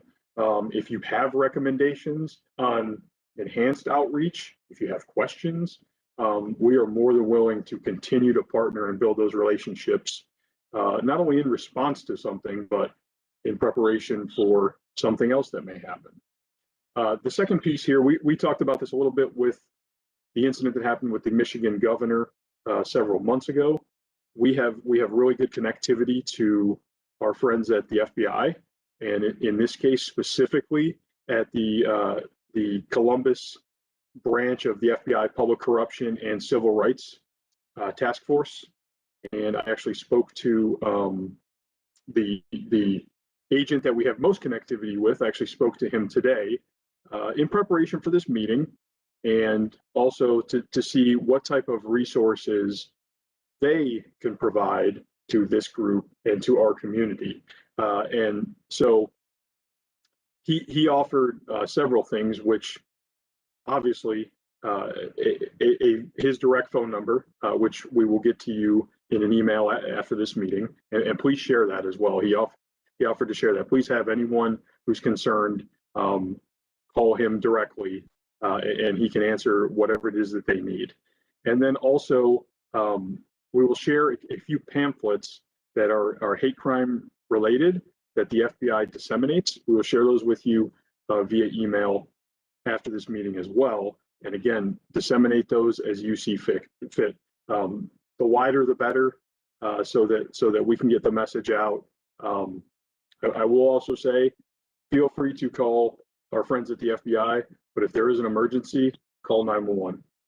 And the Dublin police officers will handle that emergency for you. So there's just a couple things that we continue. We didn't just start, but continue to try to do to reach out to our community. And I guess the ask we would have of everyone here is, we're open to anything that you can do to provide additional connectivity with our community. Thank you. Thank you, Lieutenant. And thank you, Sheree. I just want to follow up on a couple of points as well, and thank again the members of the committee for helping us be aware and helping us figure out exactly how to connect more directly to members who have concern and who have fears. And Ajmer and I talked earlier or late last year rather, after the news on the Michigan governor's kidnapping became public, that I also understand, or we also understand here at the police department, that coming to the police department to file a report can be intimidating for some members of the community. So if there is the occasion where we can go and meet someone separate at a location. We can travel wherever is necessary and is comfortable for that person who is in need of assistance, whether that be at their residence. But frankly, sometimes the questions and concerns about fear and safety reside within your own neighborhood. And if that means we need to go to another location to meet somebody, to have a conversation on how we can help, or to answer questions or provide assistance, if there are ways for us to do that as well, we certainly are flexible and adaptable to be able to provide our resource wherever it's necessary. And I would ask that all the members of this committee, if you can help us think through, again, more effective and efficient ways to deliver that service directly, please. That's the absolute beauty of this group being together. It is for us to be able to think collectively, what is the best way to make everyone feel comfortable and safe in their community. Thank you, Chief. I completely, wholeheartedly agree to that. The more outreach we can build on behalf of the department, it's really helpful in many ways and form. And I was going to share the example of, like, personal scenario that happened at Noor Islamic Culture Center. We fall in the jurisdiction of Hilliard Police Department, and on occasions we have had fair amount of hate mail and racist kind of like behavior that has been demoed on our premise by outsiders who are not part of the congregants. So Hilliard Police has definitely built that relationship with the center and also allowed opportunity to develop more outreach, and then also brought in the FBI and the Fusion Center from the Columbus downtown, their leadership to kind of provide us anytime there's a threat call or there's a possibility of any crime to happen on campus or to any of our Islamic community member living in Hilliard. So I think a similar amount has been done by Dublin as well. I feel like there's a lot more opportunity for all the ethnic groups and all the different representation on this committee to help the police department as well as the outreach to take it to the next level. So I've seen the really beneficial outcomes from the scenarios that have happened to our community, and I feel like all the other communities can benefit from that examples as well. So,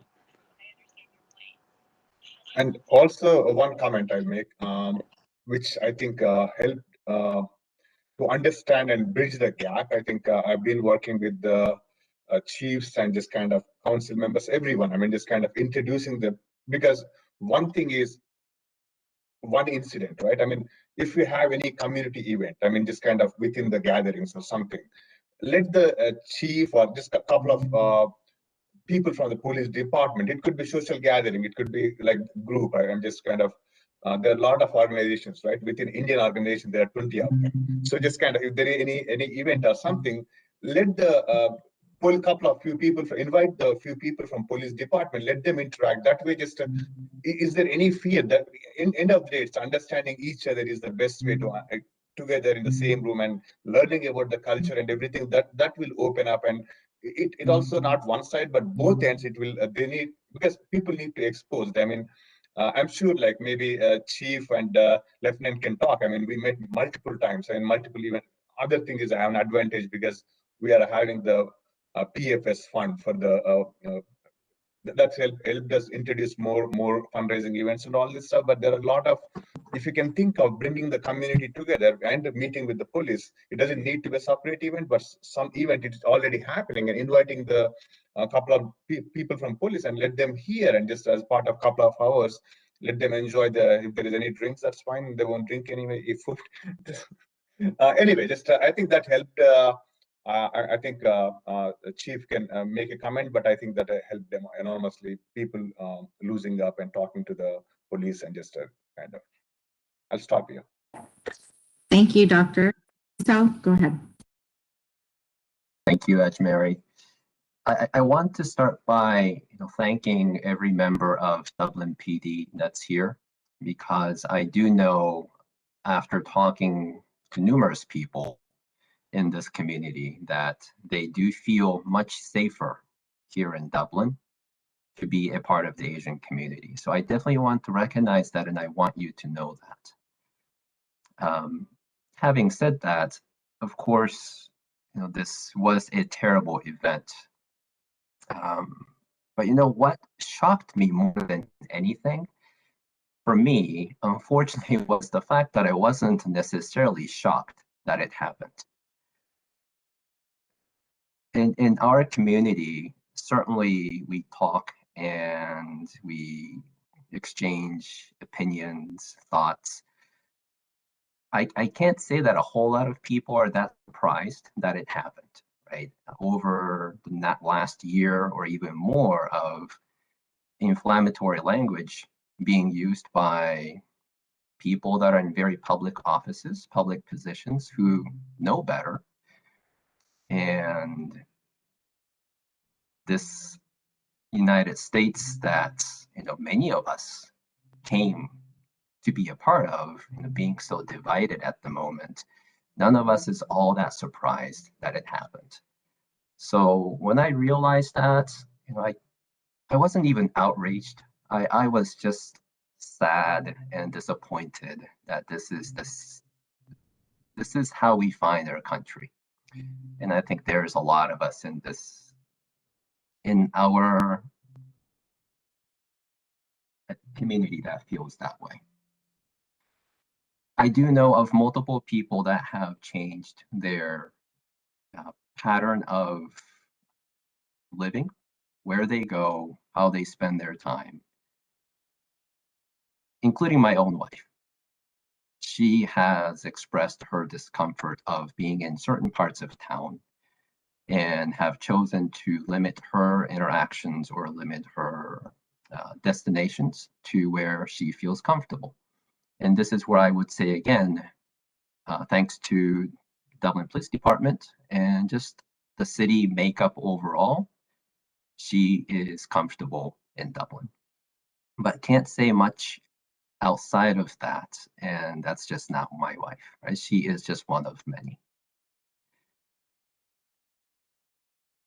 As far as how we might be able to improve on what we already have, I do wonder about specific training that may be available, perhaps you already do go through, that has to do with hate crime.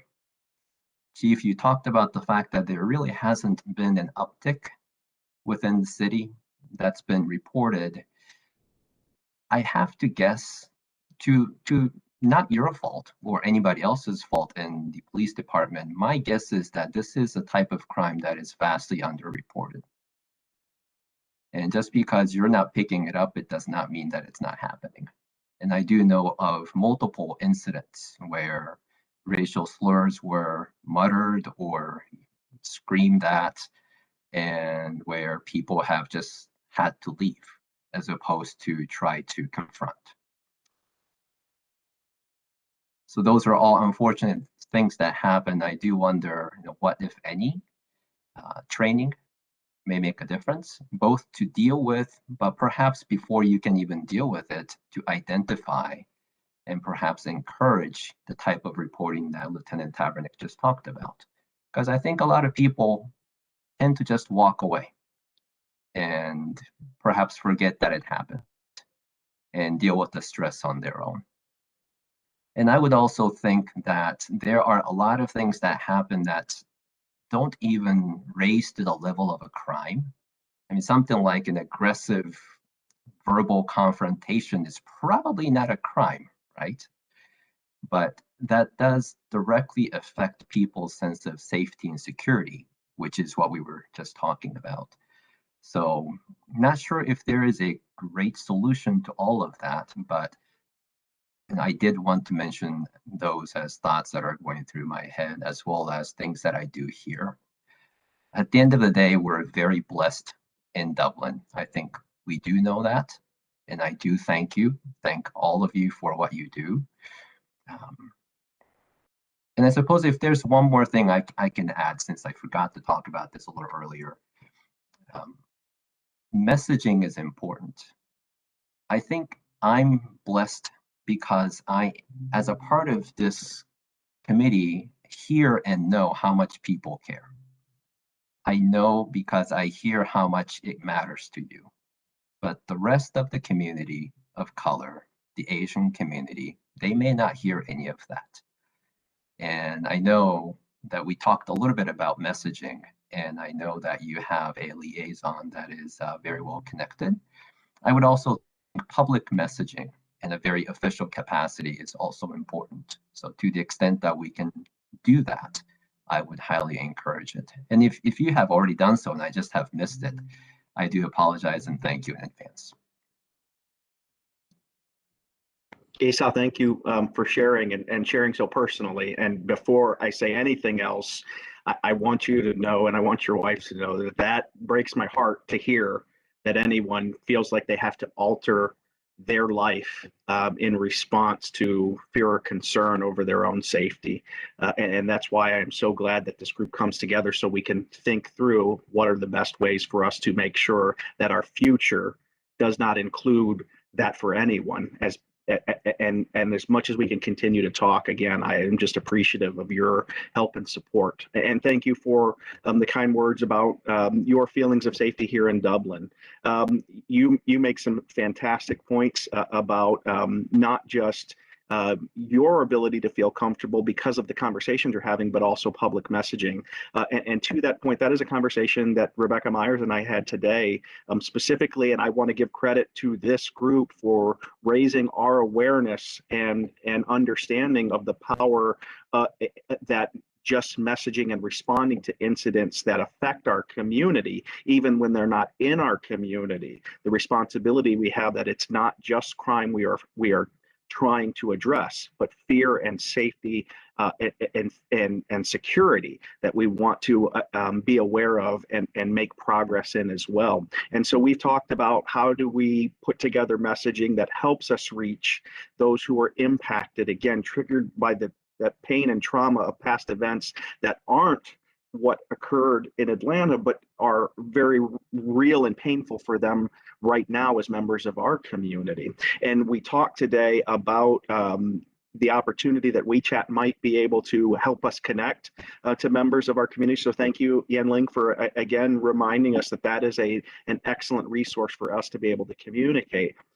The last thing I would say is that what I want to make clear for every member of this group and for you to share with anybody who has concern about whether or not they are taking up our time to call us for something that maybe doesn't rise to the level of a crime. We take reports for incidents that occur that are not criminal offenses, but it gives us the capacity to be able to assess, is this a crime, for somebody who shouldn't have to make that assessment themselves, for us to respond, to meet one of our officers, for us to understand what is this community member experiencing right now and how does that connect to the awareness of what other community members may be experiencing as well. But if we aren't called, sometimes we don't know.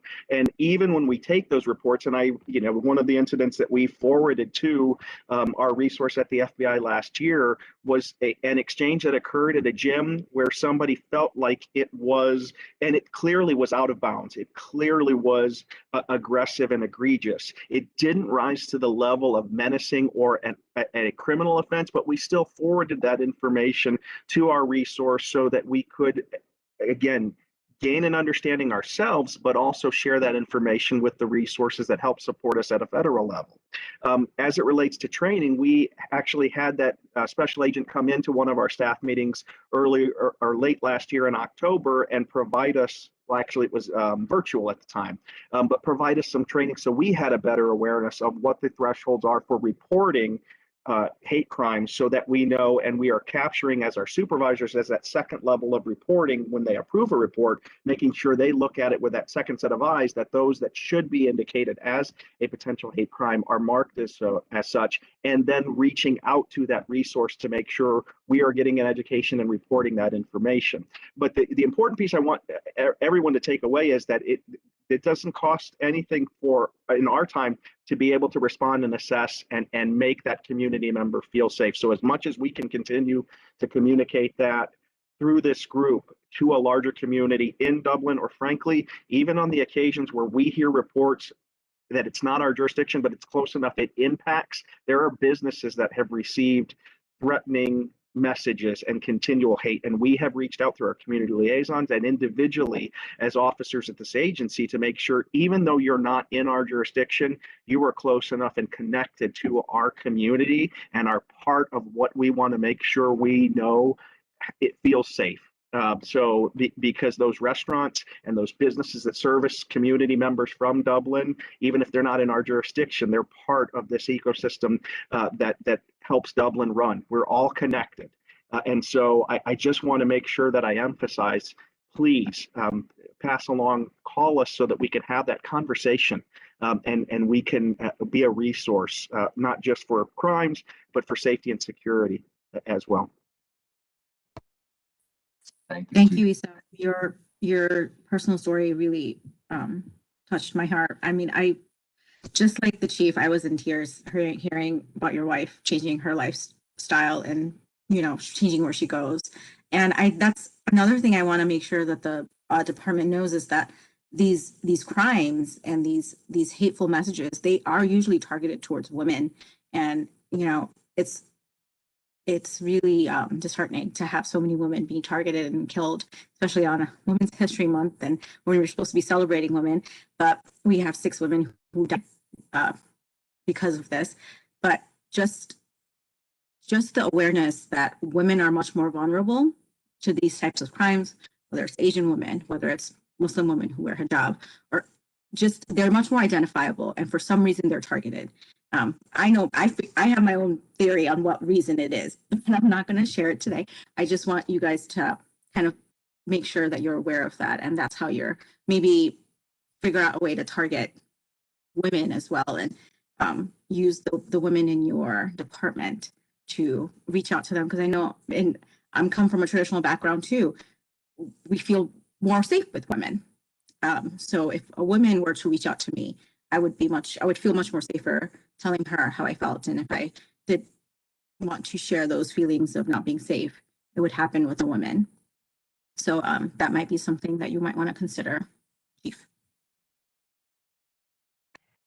Thank you as well, Ashmary, for offering that. It helps us, again, it gives us license to go back to our officers who are the right resources to reach out and to make sure it's not just from our perspective that we're trying to provide that resource, but that we are mindful from the citizens. Another point I do want to make sure that's mentioned is half of the story is the Asian community receiving hate, but the half of the story that we heard the last couple of days is how the police department responded. They were telling the assailant's story to everyone. They were kind of making these excuses. And I'm not here to tell you how to do your job, but I just think that maybe there's a lesson to be learned here for everyone on the boundaries of what we should be saying to the public when these things happen.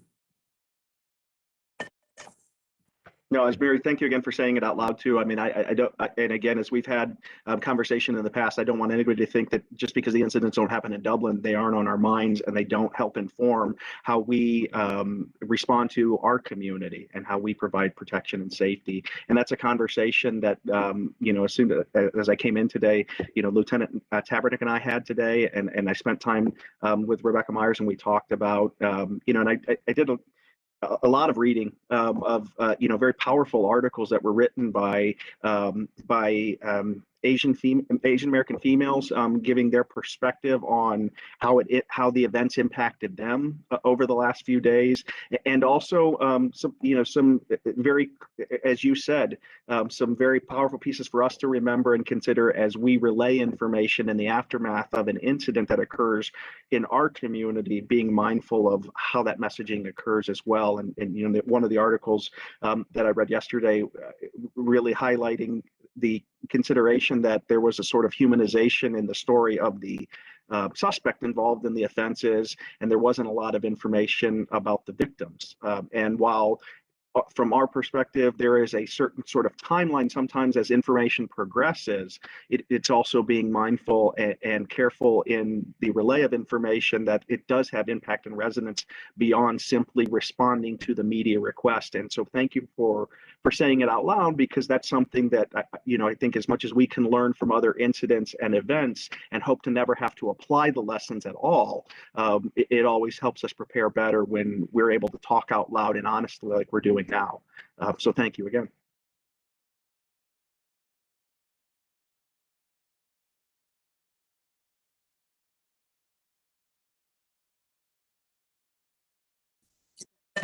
Is there anyone else who would like to speak?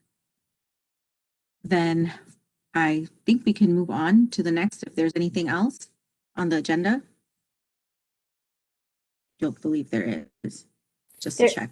There's just some public comment, Mary, which there is none, so I will share that with everyone. But then I just wanted to apologize to Corporal Stoll. My computer was a little finicky, so I apologize for the flip-flop for the presentation.